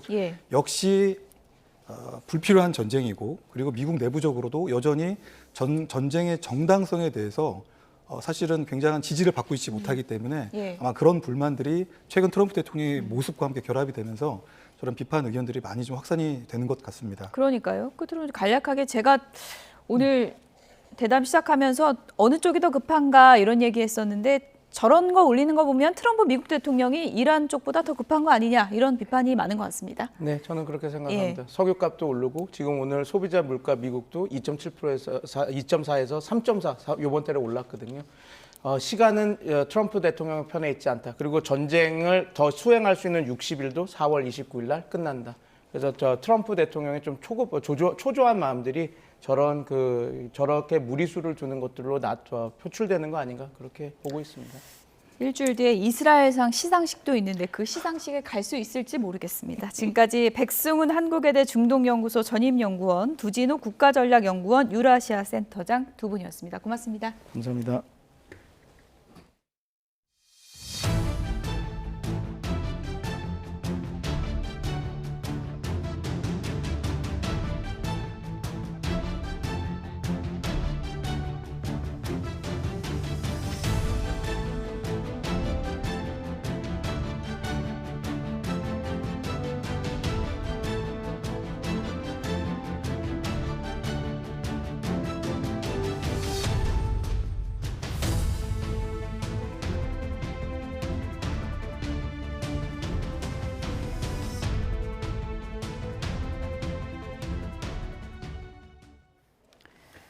미국과 이란이 강대강 신경전을 펼치고는 있지만 물밑에서는 2차 협상을 성사시키기 위한 중재국들의 필사적인 노력이 이어지고 있습니다. 미국이나 이란도 극적인 타결의 가능성은 열어놓는 분위기입니다. 유투건 기자입니다. 호르무즈의 위기가 고조된 가운데 파키스탄을 포함한 핵심 중재국들은 협상의 불씨를 살리기 위해 숨가쁜 행보를 이어가고 있습니다. 당사자인 미국이나 이란은 물론 중국, 유럽 등과 폭넓게 접촉하고 있습니다. 모든 노력은 휴전 기간이 끝나는 21일 이전에 2차 협상을 성사시키는 데 초점이 맞춰져 있습니다. 일단 파키스탄 쪽에선 긍정적 전망도 나왔습니다. 파키스탄 총리는 여전히 휴전이 유효한 상태라고 강조했고 국방부 장관은 곧 새로운 대화가 시작될 것으로 예상한다고 말했습니다. 미국 관리들도 언론을 통해 아직 합의의 가능성이 남아있다는 신호를 보냈습니다. 한 관리는 미국과 이란 사이에 지속적인 논의가 이루어지고 있고 합의에 이르기 위한 노력에 진전이 있다고 밝혔습니다. 앞서 1차 협상에 참여했던 파키스탄 주재 이란 대사는 SNS를 통해 협상은 실패한 게 아니라 외교적 과정에 토대를 마련했다고 평가했습니다. خيارات حتى أمام الأمريكي باتت خيارات محددة الحقيقة يعني لأن العجز عن تحقيق أي انتصار عسكري في الميدان. 하지만 농축 우라늄 문제와 호르무즈 해역 개방, 이란 자산의 동결 해제 등 핵심 쟁점에 대한 이견을 단기간에 좁히기는 쉽지 않다는 게 일반적인 분석입니다. War reparation and sanction relief and some other conditions. But I think that they want some unlawful demands. 이에 따라 걸프 국가들은 2주로 합의한 휴전 기간을 연장하는 방안도 타진하고 있는 것으로 알려졌습니다. YTN 유투원입니다. 1차 종전회담을 중재했던 파키스탄이 회담 결렬 이후 2차 협상 재개를 위한 긴급 중재에 들어갔습니다. 현지 시간으로 14일 셰바즈 샤리프 파키스탄 총리는 내각회의를 통해서 유지 중인 휴전은 파키스탄의 노력 덕분이라며 미결 사안 해결을 위한 전폭적인 노력이 지금 이 순간에도 진행되고 있다고 밝혔습니다. 파키스탄 정부는 오는 21일 만료되는 2주 휴전 기간이 끝나기 전 새로운 회담을 개최하기 위해 미국, 이란 양측과 외교 채널을 가동하고 있습니다. 협상력을 높이기 위한 기싸움도 계속되고 있습니다. 벤스 미국 부통령은 현지 시간으로 13일 폭스뉴스와의 인터뷰에서 이란과의 종전협상 향후 향방은 전적으로 이란 측에 달려있다고 강조했습니다. 벤스 부통령은 이미 이란에 많은 것을 제안했다며 추가 대화가 이루어질지 혹은 합의에 도달할지는 이제 이란의 선택 문제라고 압박했습니다. 마수드 페제시키안 이란 대통령이 종전을 위한 미국과의 대화는 국제법의 틀 안에서만 이루어질 것이라고 밝혔습니다. 이란 국영통신에 따르면 페제시키안 대통령은 에마뉘엘 마크롱 프랑스 대통령과 전화회담에서 이란은 오직 국제법의 틀 안에서만 대화를 이어갈 것이라는 원칙을 제시했습니다. 페제시키안 대통령은 또 우리는 휴전을 위한 조건을 명확하게 밝혔고 이를 준수할 의지가 있다고 강조했습니다. 미국과 이란의談판이 노딜로 끝난 이후에 이번엔 이스라엘과 레바논이 미국에서 만나 처음 직접 협상에 나섭니다. 친이란 무장정파 헤즈볼라가 반대 입장을 분명히 밝힌 가운데 이스라엘군은 헤즈볼라 핵심 거점을 포위 공격하며 압박하고 있습니다. 정유신 기자입니다. 이스라엘과 레바논이 현지 시간 14일 미국에서 처음 대면 협상을 앞두고 있습니다. 워싱턴 국무부에서 열리는 이번 협상엔 양국 주미대사가 참석하고 중재역을 맡은 미국에선 주 레바논 대사가 참여할 예정입니다. 이번 협상에서 이스라엘은 헤즈볼라의 무장을 해제하고 레바논 정부는 이스라엘과의 휴전을 성사시키는 것이 핵심 의제가 될 전망입니다. We will not discuss a ceasefire with Hezbollah, which continues to carry out indiscriminate attacks against Israel and our civilians. 그러나 정작 헤즈볼라는 이스라엘과 협상을 취소하라며 레바논 정부를 재차 압박했습니다. نحن نرفض المفاوضات مع الكيان الإسرائيلي الغاصب. هذه المفاوضات عبثية. 이스라엘은 헤즈볼라 격퇴를 명분으로 레바논 공격을 멈출 뜻이 없음을 분명히 하고 있습니다. 이스라엘군은 현지 시간 12일 헤즈볼라 핵심 거점인 빈트 지베일에 포위망을 좁혀가며 대대적인 공세를 펼쳤습니다. 전투기 공습과 지상군 근접 전투를 병행하면서 100명이 넘는 테러리스트를 제거했다고 주장했습니다. 현지 언론들은 국제법상 사용이 금지된 백린탄까지 사용해 민간인 피해가 컸다고 전했습니다. ضربوه دغري مباشر هو بس عم بيعمل عمل إنساني أكثر من هيك مش عم بيعمل شيء طول عمره بيطلع على العمل الإنساني. 이스라엘의 레바논 공세로 지난 3월 이후 2,000명 넘게 숨지고 100만 명 넘는 피난민이 발생한 것으로 집계돼 국제사회의 비난 목소리가 커지고 있습니다. 노딜로 끝난 미국과 이란의 휴전 협상에 이어 레바논 문제 협상 전망도 불투명한 만큼 종전 돌파구를 찾기 쉽지 않을 것이란 우려가 나옵니다. YTN 정준입니다.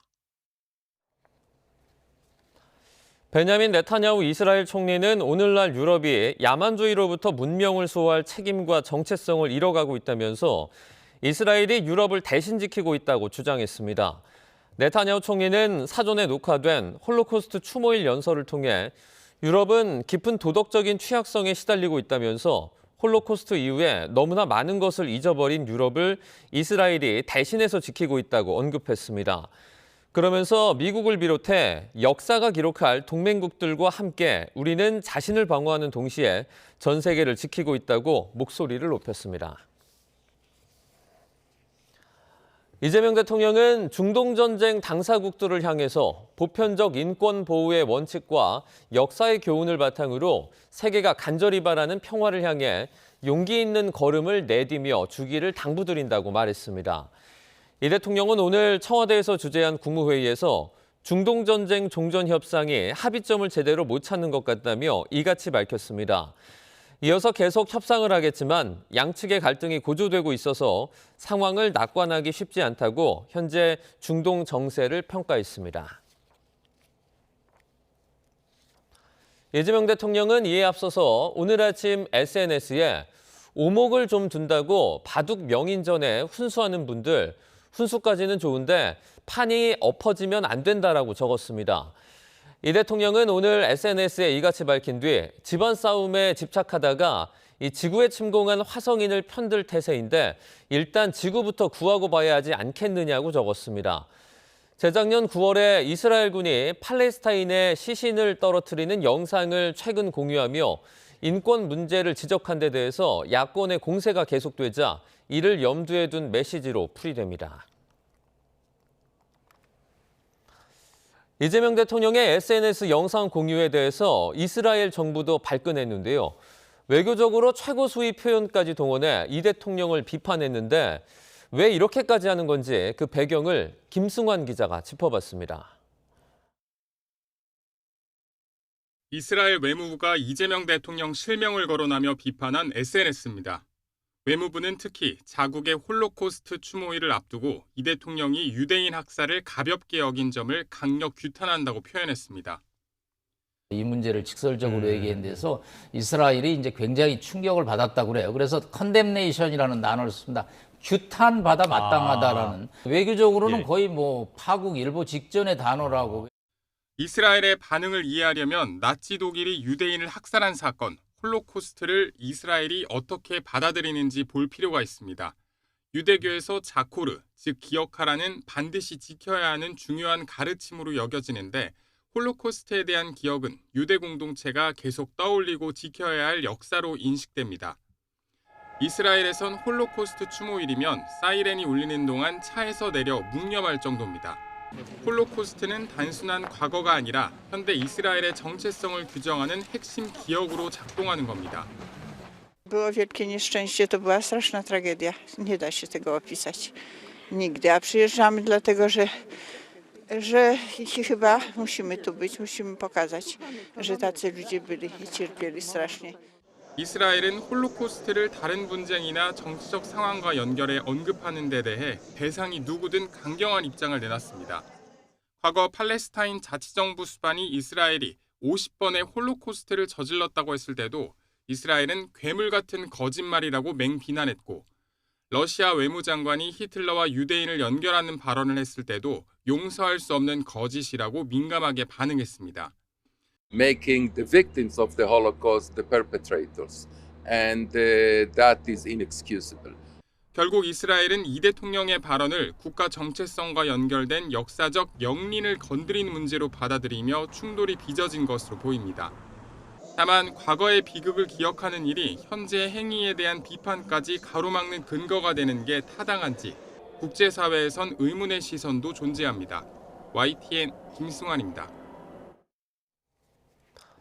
미국의 호르무즈 해협 역봉쇄로 트럼프 미국 대통령과 시진핑 중국 국가주석 간 정상회담에 차질이 빚어질 수 있다는 가능성이 제기됐습니다. 미군의 호르무즈 역봉쇄가 중국을 딜레마에 빠뜨리고 있으며 사태가 장기화할 경우 트럼프 대통령 방중 가능성도 작아질 수 있다고 홍콩 사우스 차이나 모닝포스트가 보도했습니다. 지난 2월 말 미국과 이스라엘의 이란 공격 이후에 중국 정부는 스스로 중재자 역할을 자처하며 사실상 모호한 태도를 유지해오고 있는데 미국의 맞불 봉쇄가 길어지면 이러한 모호한 입장 유지가 어렵다는 겁니다. 미국의 호르무즈 해협 역봉쇄 조치로 미국산 원유 수출은 역대 최고치를 기록하는 반면 미 현지 주유소 가격은 더 오를 것이라는 전망이 나왔습니다. 현재 시간 13일 월스트리트 저널은 중동 에너지 의존도가 높은 아시아 국가들이 대체 공급원을 찾으면서 오는 5월 미국 원유 수출이 사상 최고치인 하루에 500만 배럴에 달할 것이라고 보도했습니다. 하지만 수출 시설의 물리적인 한계와 규제 등으로 공급 물량을 무한정 늘리기는 어려운 상황입니다. 나프타 수급 차질에 한때 종량제 봉투 사재기 현상이 나타났는데요. 이 상황이 이렇다 보니 최근에 나프타 대신 재생원료로 생산한 종량제 봉투에 대한 관심이 커지고 있습니다. 자세한 내용 현장 취재기자 연결해서 알아보겠습니다. 이명준 기자. 네, 경남 창원시 진북면 종량제 봉투 생산 공장에 나와 있습니다. 네, 임 기자가 지금 나가 있는 곳이 어디입니까?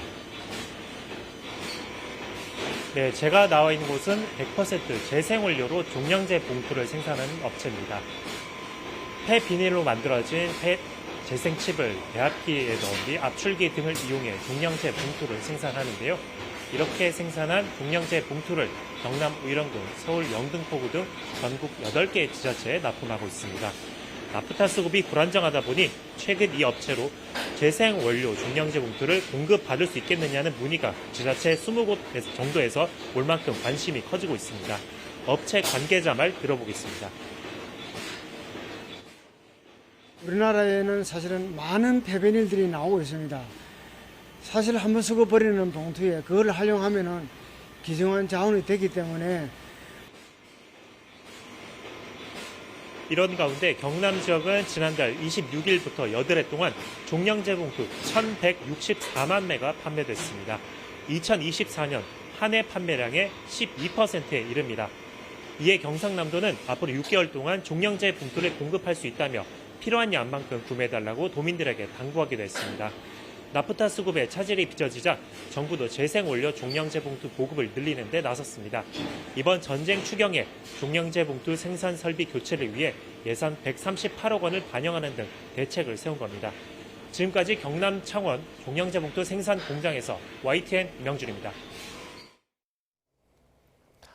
네, 중동 사태와 경제적인 파급력까지 자세하게 알아보겠습니다. 문성무 국가전략연구원 통일전략센터장, 이인철 참좋은경제연구소장과 함께합니다. 어서 오세요. 네, 안녕하십니까. 네, 저희가 증시 얘기부터 좀 해보도록 하겠습니다. 오늘 코스피와 코스닥이 일단 순조롭게 좀 출발을 한 모양새인데 코스피가 뭐 장중에 6천선 넘어왔다 또 내려왔다 이러다가 지금은 이제 6천선 위에서 좀 이렇게 안착을 하려고 하는 것 같아요. 그렇습니다. 오늘 하루만을 놓고 보면 급등세로 출발해서 굉장히 안정적인 오전장 흐름입니다. 코스피 이제 6천선을 지금 탈환을 하고 있는 상황인데요. 지난달 3일 이후 지금 40여일 만에 처음입니다. 거래일수로 30일 만인데 일단 이제 이 트럼프 대통령의 한마디, 이란이 먼저 합의를 이제 원한다. 접촉하고 있다라는 사실을 알리니까 21시간 노딜에도 불구하고 실망 매물이 나올 만한데 이런 이제 희망 섞인 기대가 나오니까 그래도 물밑에서는 협상을 이어가고 있구나라는 기대감이 살아나면서 뉴욕 증시가 반등했습니다. 나스닥은 1% 넘게 올랐는데 우리도 이제 수급 측면에서 보면 개인만 매도하고 있을 뿐 외국인 기관이 이제 매수를 하고 있는 양상인데요. 특히 이제 삼성전자, SK하이닉스 4에서 7% 넘게 오르고 있습니다. 삼성전자가 20만 9천 원, SK하이닉스는 111만 원을 이제 넘어서면서 시가총액 상위 10개 종목 가운데 하나 에어로스페이스를 제외하고 9개 종목이 일제히 좀 오름세를 보이고 있고 특히 이제 국제유가도 소폭 이제 이 상승을 하긴 했지만 배럴당 이제 99달러까지 올랐었지만 지금 이제 시간의 거래에서는 좀 떨어지고 있습니다. 그리고 달러 인덱스가 약세를 보이니까 환율도 1,484선에서 거래가 되고 있습니다. 네, 저희가 뭐 증시 얘기 조금 더 자세하게 얘기하기 전에 요거 하나 좀 여쭤볼게요. 지금 트럼프 대통령이 일단 연락을 받았다 이렇게 말을 하고 있는데 저희 뭐 한 라인이 있는 건 아니기 때문에 직접 받지는 않았을 것 같고 어떤 라인을 통해서 좀 연결이 되고 있을까요? 예, 그러니까 지금 이제 뭐 중동 특사도 있고 뭐 쿠시너도 있지만은 지금 보면 최근에 이슬라마바드에서 파키스탄의 중재로 3자 회담 형식으로 열렸잖아요. 그러니까 지금 21시간 협상을 하고 그리고 이제 결렬 상태에 있습니다만 벤스 부통령이 떠나기 전에 그렇게 얘기를 했거든요. 우리의 레드라인, 우리의 최종안을 이란 측에 제공을 했다라고 얘기를 했고 그다음에 이제 뭐 누구보다도 파키스탄 측이 이 어렵게 성사된 협상 또 이제 반밖에 남지 않은 휴전 이 기간 동안 어떻게든 2차 협상이 재개될 수 있도록 하기 위한 그런 노력을 아마 계속 하고 있을 겁니다. 그래서 트럼프 대통령이 이란 측이 굉장히 협상을 원하고 있고 그리고 연락을 받았다라고 했는데 누가 했는지는 모른단 말이죠. 그러니까 실제 협상의 대표로 나왔던 인물은 갈리바프 아닙니까? 그런데 갈리바프가 파키스탄 총리를 통해서 한 것인지 아니면 지금 뭐 공식적인 또 이란의 대표는 페제스키안 대통령이니까 또 대통령이 그렇게 했는지 모르겠는데 조금 전 보도를 보면 페제스키안 대통령이 국제법 틀 내에서만 협상을 하겠다. 뭐 그런 언급을 했단 말이죠. 그러니까 어쨌든 협상을 안 하겠다는 건 아니고 가급적이면 협상을 해서 미국이 더 이상 이란을 타격하지 않도록 하는 게 사실은 이란으로서는 가장 급선무거든요. 그런 차원에서 트럼프 대통령이 그런 이야기를 했고 어쨌든 지금 서로 간의 긴장 수위는 높아지고 있습니다만 봉쇄 또 봉쇄 그다음에 서로 간에 험악한 그런 얘기들이 주고 오고 가고는 있으나 그러나 또 물밑에서는 협상 타결을 위한 어떤 물밑 의사 소통은 이루어지고 있는 것이 아니냐 이런 추정이 가능할 것 같습니다. 네, 그렇군요. 저희가 증시 얘기를 조금 더 이어나가 보자면 주식시장에 이번에 이렇게 상승한 것을 두고 그러니까 전쟁이 조금 이제 길어지면서 둔감해졌다라는 의견도 있고요. 또는 실제로 이제 전쟁이고 종결 쪽으로 가는 거 아니냐. 어떻게 보면 긍정적인 전망 때문에 이렇게 오르는 거 아니냐. 이런 분석들도 있거든요. 어떻게 보세요? 기존에는 이제 중동 전쟁이 발발을 하면 한 4주 정도가 지나면 전쟁이라는 리스크보다는 학습 효과로 인해서 늘 반복되었기 때문에 전후에는 펀더멘털, 실적으로 이제 회귀합니다. 그게 한 4주 정도였다면 지금 6주가 지났거든요.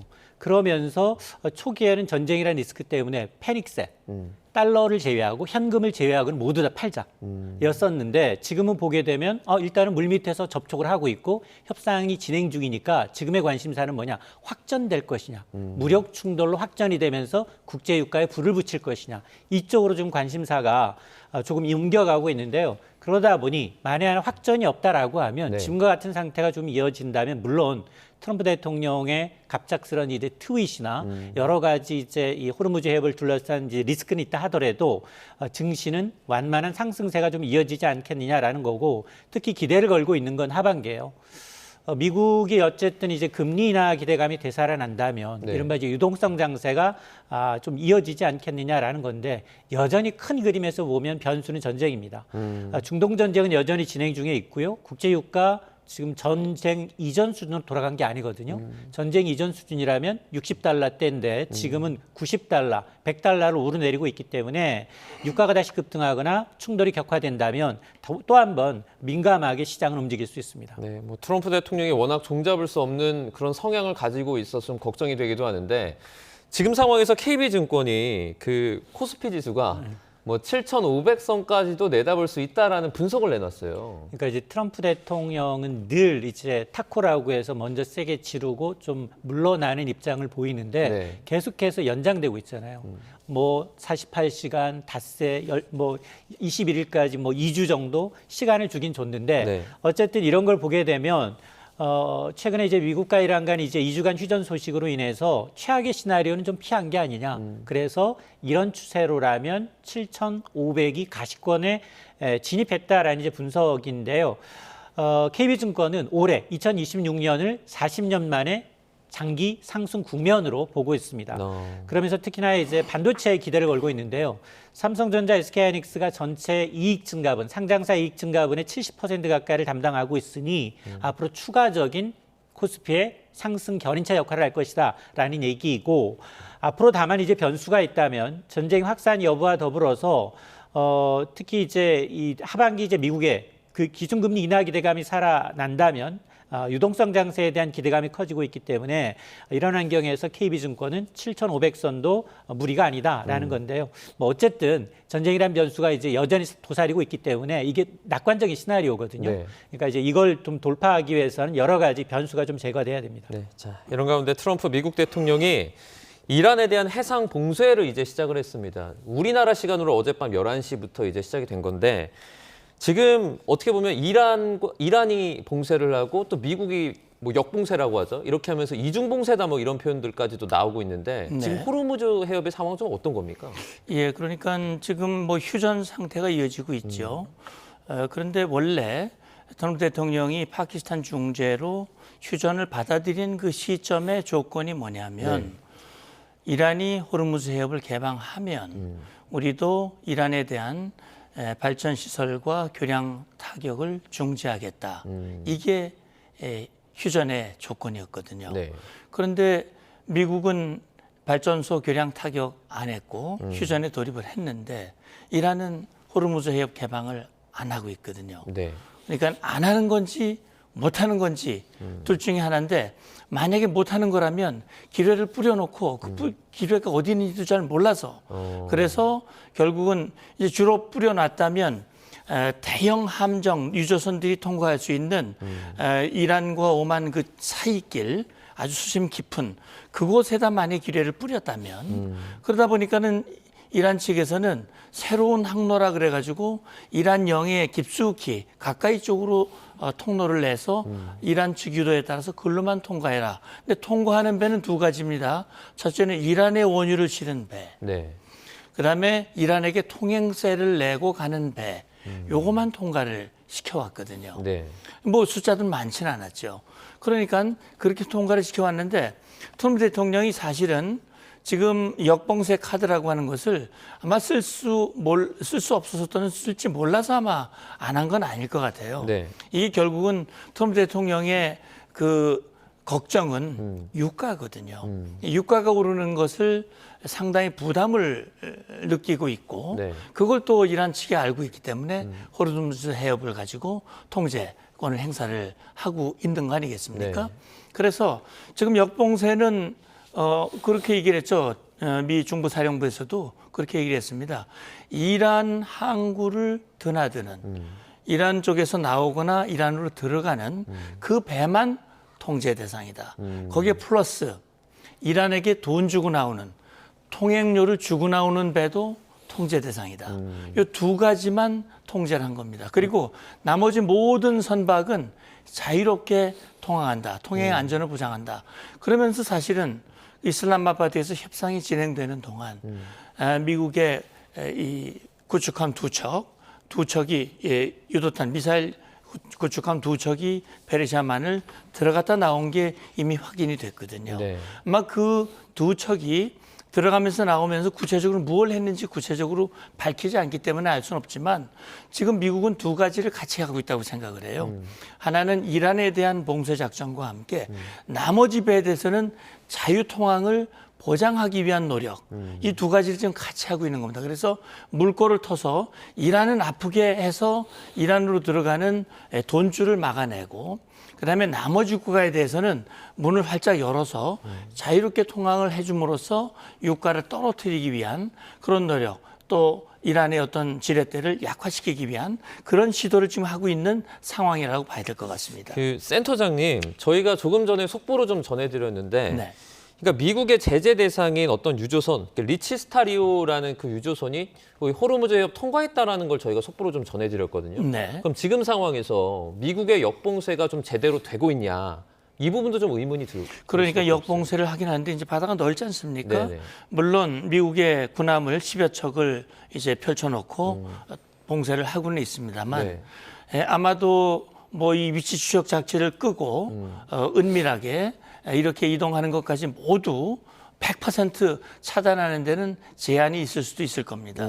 그러나 어쨌든 이 차단 효과는 아마 당장은 뭐 나타나지 않을 수 있을지 모르지만 시간이 갈수록 왜냐하면 이거는 나오는 것뿐만 아니라 이란 주로 들어가는 모든 물자가 다 중단이 되는 것이기 때문에 네네. 일부 뭐 카스피해를 통해서 조달이 되긴 하겠지만 주로 이란의 원유가 하르그 섬을 통해서 나가는 게 거의 대부분이기 때문에 네. 이건 이란에게는 상당히 아픔이 될 수 있고 그렇기 때문에 아마 트럼프 대통령의 말이 사실이라면 네. 어떻게든 협상을 해서 이걸 풀어보려고 하는 그런 의도의 가능성이 있다고 봅니다. 자, 그 정병화 외교부 장관 특사가 앞서 이란 측에 우리나라 선박 관련 정보를 이제 공유했다 그래요. 그러니까 이 목록을 주면서 이 이름의 선박들은 좀 이렇게 빼달라 이렇게 뭐 말했을 가능성이 있을 것 같아요. 예, 그러겠죠. 어쨌든 이란 측에서 요구했지 않습니까? 우리들과 협의해라라고 요구를 했고 네. 그래서 우리 특사가 직접 가서 이란 측과 지금 협의를 하는 거거든요. 네네. 그래서 우리 배는 어차피 이란 항구에서 나오거나 뭐 이란에게 뭘 주는 그런 배들이 아니기 때문에 이란이 협조한다면 뭐 통과하는 데는 전 문제가 없으리라고 봅니다. 네. 그래서 조만간 좋은 소식이 있었으면 좋겠습니다. 네, 자 저희가 유가 얘기도 좀 해보도록 하겠습니다.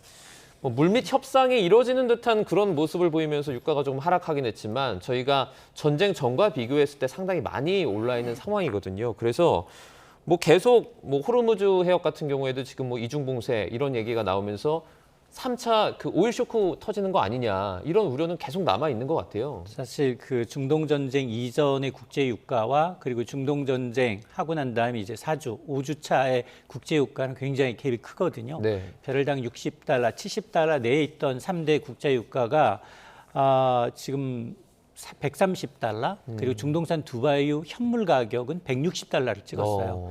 자, 그런 상황에서 이제 2주간 휴전 소식이 전해지면서 이제 약간 전쟁 프리미엄이 해소가 됐죠. 네. 배럴당 90달러 중반대까지 급락했다가 다시 이제 이 노딜 영향으로 인해서 배럴당 100달러 내외에서 움직이고 있는데 네. 사실 지금 국제유가는 어떤 공급에 대한 어떤 우려보다는 앞으로 막힐 수 있다. 전쟁이 장기화되면 공포가 좀 가격에 반영된 상황이다 보니까 여기다 이제 특히 미국이 역으로 호르무즈 해협 역봉쇄에 나서겠다라는 점 때문에 시장의 어떤 최악의 시나리오를 이제 반영하다 보니까 앞서 말씀하셨던 제3차 오일 쇼크로 가는 게 아니냐라는 건데 저는 이제 좀 과도한 게 아니냐라고 좀 보고 있고요. 네. 왜냐하면 물론 호르무즈 해협이 전 세계 물동량의 20%, 또 최악의 시나리오의 경우 이제 홍해역까지 합치게 되면 30%의 물류가 막히게 되면 말씀하셨던 것처럼 전쟁이 격화되고 이러면 뭐 3, 4 올쇼크 50달러를 넘어서 160, 170달러 갈 수 있겠는데 근데 이제 당시와 좀 다른 거 1, 2차 올쇼크가 좀 다른 걸 좀 꼽아보게 되면 네. 그동안 전 세계가 이런 이제 올쇼크를 경험했기 때문에 전략적 비축유를 상당히 많이 비축을 하고 있는 상황이고 과거에 비해서 여기에다가 셰일 혁명 이제 셰일가스가 이제 손익분기점을 넘었기 때문에 네.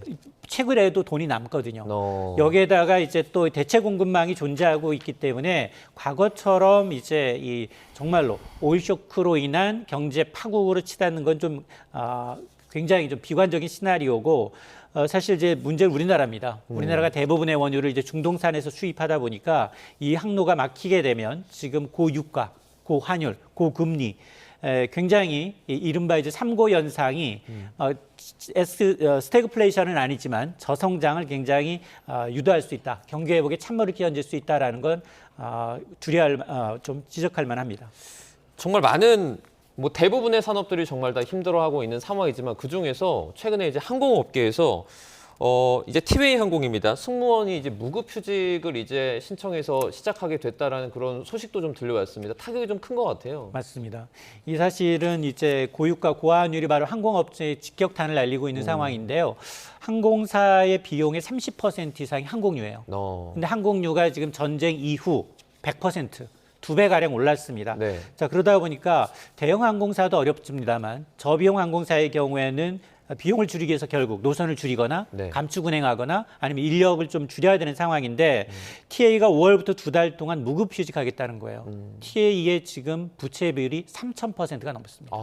자, 이런 상황이다 보니까 국내 이제 저가 항공사 가운데 가장 먼저 비상 경영에 들어가고 있는 상황인데요. 특히 TA는 유럽 노선이 많은데 유럽은 지금 수요도 적어요. 그러니까 그런 상황이다 보니까 이게 장기화되게 되면 아마 이제 이 저가 항공사뿐만 아니라 이제 대형 국적 항공사도 업황 자체가 좀 위축될 가능성이 있습니다. 네, 알겠습니다. 중동 사태 그리고 저희가 경제적인 파급력까지 좀 살펴봤습니다.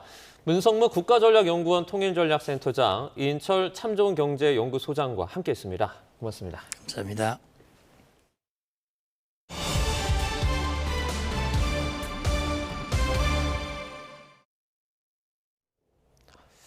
대전 오월드 동물원을 탈출한 늑대 늑구가 동물원 인근 야산에서 발견됐습니다. 수색당국은 상포를 위해서 마취총을 한 발 쐈지만 맞지 않았고 이 늑구가 포위망을 뚫고 달아나 수색을 이어가고 있습니다. 현장에 나가 있는 취재기자 연결합니다. 오승훈 기자. 네, 대전 구안동에 나와 있습니다. 네, 그곳 상황 어떻습니까? 네, 제 뒤로 보이는 곳은 늑구가 숨어 있을 것으로 추정되는 곳입니다. 실제로 제 옆에 있는 도로는 어젯밤 늑구가 발견된 곳이기도 한데요. 이곳은 늑구가 탈출한 대전 오월드 동물원에서 직선거리로 2km가량 떨어져 있는 야산입니다. 어젯밤 10시쯤 대전 구안동 구안터널 아래 이곳에서 늑구가 발견됐다는 신고가 접수됐습니다. 약 40분 뒤에는 대전 무순동에 있는 마을 골목에서도 영상과 함께 늑구를 발견했다는 신고가 접수돼 소방당국이 출동하기도 했습니다. 소방은 오늘 새벽 0시쯤 구조인력 40명을 투입해 늑구가 맞다고 판단하고 본격적인 포획작전에 들어갔습니다. 경찰과 수의사, 야생동물 전문가 등 수십 명을 추가 투입해 6시간 넘게 대치를 이어가며 포위망을 좁혀갔는데요. 하지만 새벽 6시 반쯤 늑구가 포위망을 뚫고 달아나면서 포획에 성공하지는 못했습니다. 수색당국은 근접거리에서 마취총 한 발을 쐈지만 늑구가 달아나는 속도가 빨라 맞지 않았다고 밝혔습니다. 늑구가 동물원을 탈출한 지 일주일이나 됐다고요? 네, 그렇습니다. 늑구가 동물원에서 탈출한 건 지난 8일 오전 9시 20분쯤입니다. 동물원 측은 늑구가 전기가 흐르는 철선 아래로 땅을 파고 땅 밑에 있는 철조망을 뚫고 나간 것으로 추정된다고 밝혔습니다. 늑구는 생후 2년 된 수컷 늑대로 몸무게가 30kg 정도 되는 성체입니다. 지난 9일 새벽 1시 반쯤 대전 오월드 동물원 인근 야산에서 발견됐다가 몸을 숨기면서 그동안 수색에 어려움을 겪어왔는데요. 자취를 감춘 지 닷새 만에 늑구의 모습이 포착됐고 달아나는 과정에서는 4m 높이의 옹벽을 뛰어넘는 등 아직 힘이 남아있는 것으로 파악됐습니다. 수색당국은 포위망을 뚫고 달아난 늑구가 대전 오도산 인근에 숨어 있을 것으로 추정하고 있습니다. 현재 드론과 수색 인력을 동원해 위치 파악에 주력하고 있고 발견되는 대로 생포작전을 이어갈 계획입니다. 지금까지 대전 구안동에서 YTN 오승훈입니다. 오늘 윤석열 전 대통령의 무상 여론조사 수수 혐의 재판에 이 배우자인 김건희 씨가 증인으로 출석합니다. 이 두 사람이 법정에서 마주하는 건 이번이 처음인데요. 현장에 취재 기자가 나가 있습니다. 권준수 기자. 네, 서울중앙지방법원입니다. 네, 오늘 윤석열 전 대통령의 재판에 김건희 씨가 증인으로 나온다고요? 그렇습니다. 윤석열 전 대통령의 정치브로커 명태균 무상 여론조사 혐의 사건 재판에 김건희 씨가 오늘 오후 2시에 증인으로 출석할 예정입니다. 지난해 각각 다른 구치소에 구속된 윤 전 대통령 부부는 약 9개월 만에 재회합니다. 윤 전 대통령 부부가 법정에서 만나는 건 이번이 처음인데요. 언론사의 촬영 신청이 있었지만 재판부가 내부 기준상 허가 대상이 아니라며 받아들이지 않았습니다. 따라서 두 사람이 만나는 모습이 영상으로 공개되진 않을 전망입니다. 윤 전 대통령은 김 씨와 공모해 지난 2021년 4월부터 1년 가까이 명 씨로부터 2억 7천만여 원 상당 여론조사 58회를 무상으로 받은 혐의를 받습니다. 김 씨도 별도로 재판에 넘겨졌지만 1심 재판부는 무죄를 선고한 바 있습니다. 김 씨는 어제 박성재 전 장관의 내란 재판에도 증인으로 나오지 않았습니까? 그렇습니다. 김 씨는 어제 박성재 전 법무부 장관의 내란 중요임무종사 혐의 재판에도 증인으로 출석했는데요. 재판부 지적에 마스크를 처음으로 벗었고 비상계엄 선포에 대해선 사전에 전혀 알지 못했다고 답했습니다. 직접 들어보시죠. 윤석열 전 대통령이 증인께 비상계엄 선포에 대해서 말한 적이 있습니까? 없습니다. 전후로 다 없습니까? 전혀 없습니다. 다만 김 씨는 박 전 장관에게 자신의 수사와 관련된 상황을 묻는 메시지를 보낸 이유 등 수사 무마 의혹과 관련해선 신문이 이뤄졌지만 대부분 답변을 거부했습니다. 지금까지 서울중앙지법에서 YTN 권준수입니다.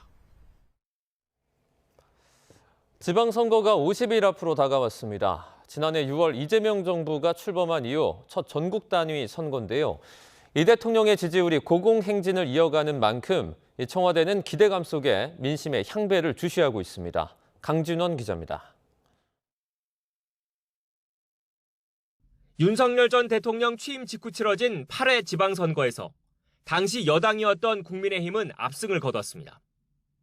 전국 17개 광역단체장 중 12곳을 차지했습니다. 여소야대 국회 지형이 펼쳐진 상황에서 여론이 국정 안정론에 힘을 실어준 덕분에 집권 초 윤석열 정부는 지방 권력이란 우군을 얻었습니다. 이번 선거 결과는 경제를 살리고 민생을 더 잘 챙기라는 국민의 뜻으로 받아들이고 있습니다. 또다시 4년이 흘러 이번엔 윤 전 대통령 탄핵과 조기 대선을 거쳐 지난해 6월 4일 취임한 이재명 대통령이 민심 앞에 섰습니다. 공교롭게도 집권 1년을 맞은 시점에 첫 전국 단위 선거로 사실상 중간 평가를 받게 됐습니다. 공직선거법상 중립 의무를 지켜야 하는 터라 공개적으로 선거 관련 언급은 하지 않고 있지만 청와대 참모들 사이에선 기대감이 엿보입니다. 이 대통령의 국정 지지율이 고공행진을 이어가고 있기 때문입니다. 실제로 지난주 금요일 발표된 한국갤럽 여론조사 결과에서 이 대통령의 지지율은 2주 연속 취임 이후 최고치인 67%를 기록했습니다. 대통령 지지율엔 못 미치지만 더불어민주당의 지지도 또한 48%로 국민의힘의 20%를 오차 범위 밖에서 앞섰습니다. 청와대 안에서 선거와 관련해 희망 섞인 전망이 우세한 배경인데 중동발 경제 위기와 경색된 남북 관계 등 주어진 환경이 녹록한 건 아닙니다. 중동 전쟁이 언제 어떤 방식으로 마무리되든 전쟁 이전과 이후는 분명하게 전혀 다른 세계가 열리게 될 것입니다. 지방선거 결과가 이재명 정부의 국정 동력에도 영향을 미칠 수밖에 없는 만큼 청와대는 당면 과제에 집중하며 여론 동향을 살필 거로 보입니다. YTN 강진원입니다. 네, 선거를 앞두고 여야의 움직임도 분주합니다. 특히 함께 치러지는 국회의원 재보궐선거에 대한 관심이 커지는 분위기인데 이번엔 국회로 가보겠습니다. 박정현 기자. 네, 국회입니다. 네, 지방선거 50일 여야 아침 메시지부터 좀 살펴보죠. 네, 민주당은 윤석열 정부 지방 권력 심판, 국민의힘은 이재명 대통령 SNS 논란을 띄우며 구도 싸움에 들어갔습니다. 각각 들어보겠습니다. 윤석열을 등에 업고 나타난 무능하고 무책임한 지방 권력을 심판할 차례입니다. 이것이 바로 국민의 뜻입니다. 이재명 대통령님, 그 참을 수 없는 손가락의 가벼움, 언제까지 부끄러움은 국민의 몫이 되어야 합니까? 광역단체장 대진표도 오늘까지 7곳 확정됐습니다. 국민의힘은 경북지사의 현역 이철우 후보가 연임에 도전하고요. 민주당도 오후 전남 광주 통합특별시장 최종 후보를 발표합니다.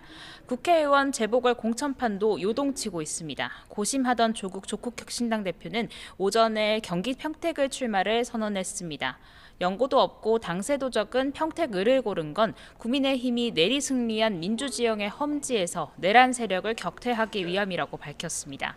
민주당 전재수 의원 부산시장 출마로 보궐선거가 예상되는 부산 북갑도 화두입니다. 민주당이 3곳 초려 영입에 들어간 인물이죠. 하정우 청와대 AI 미래기획수석은 라디오 인터뷰에서 선택권이 있다면 청와대에 남겠다며 거듭 출마설을 일축했고요. 부산 북갑으로 주소지까지 옮긴 한동훈 전 대표는 부산에서 보수 재건의 동남풍을 일으키겠다면서도 하수석을 향해선 본인 거치는 대통령이 아닌 스스로 결정하라 견제했습니다.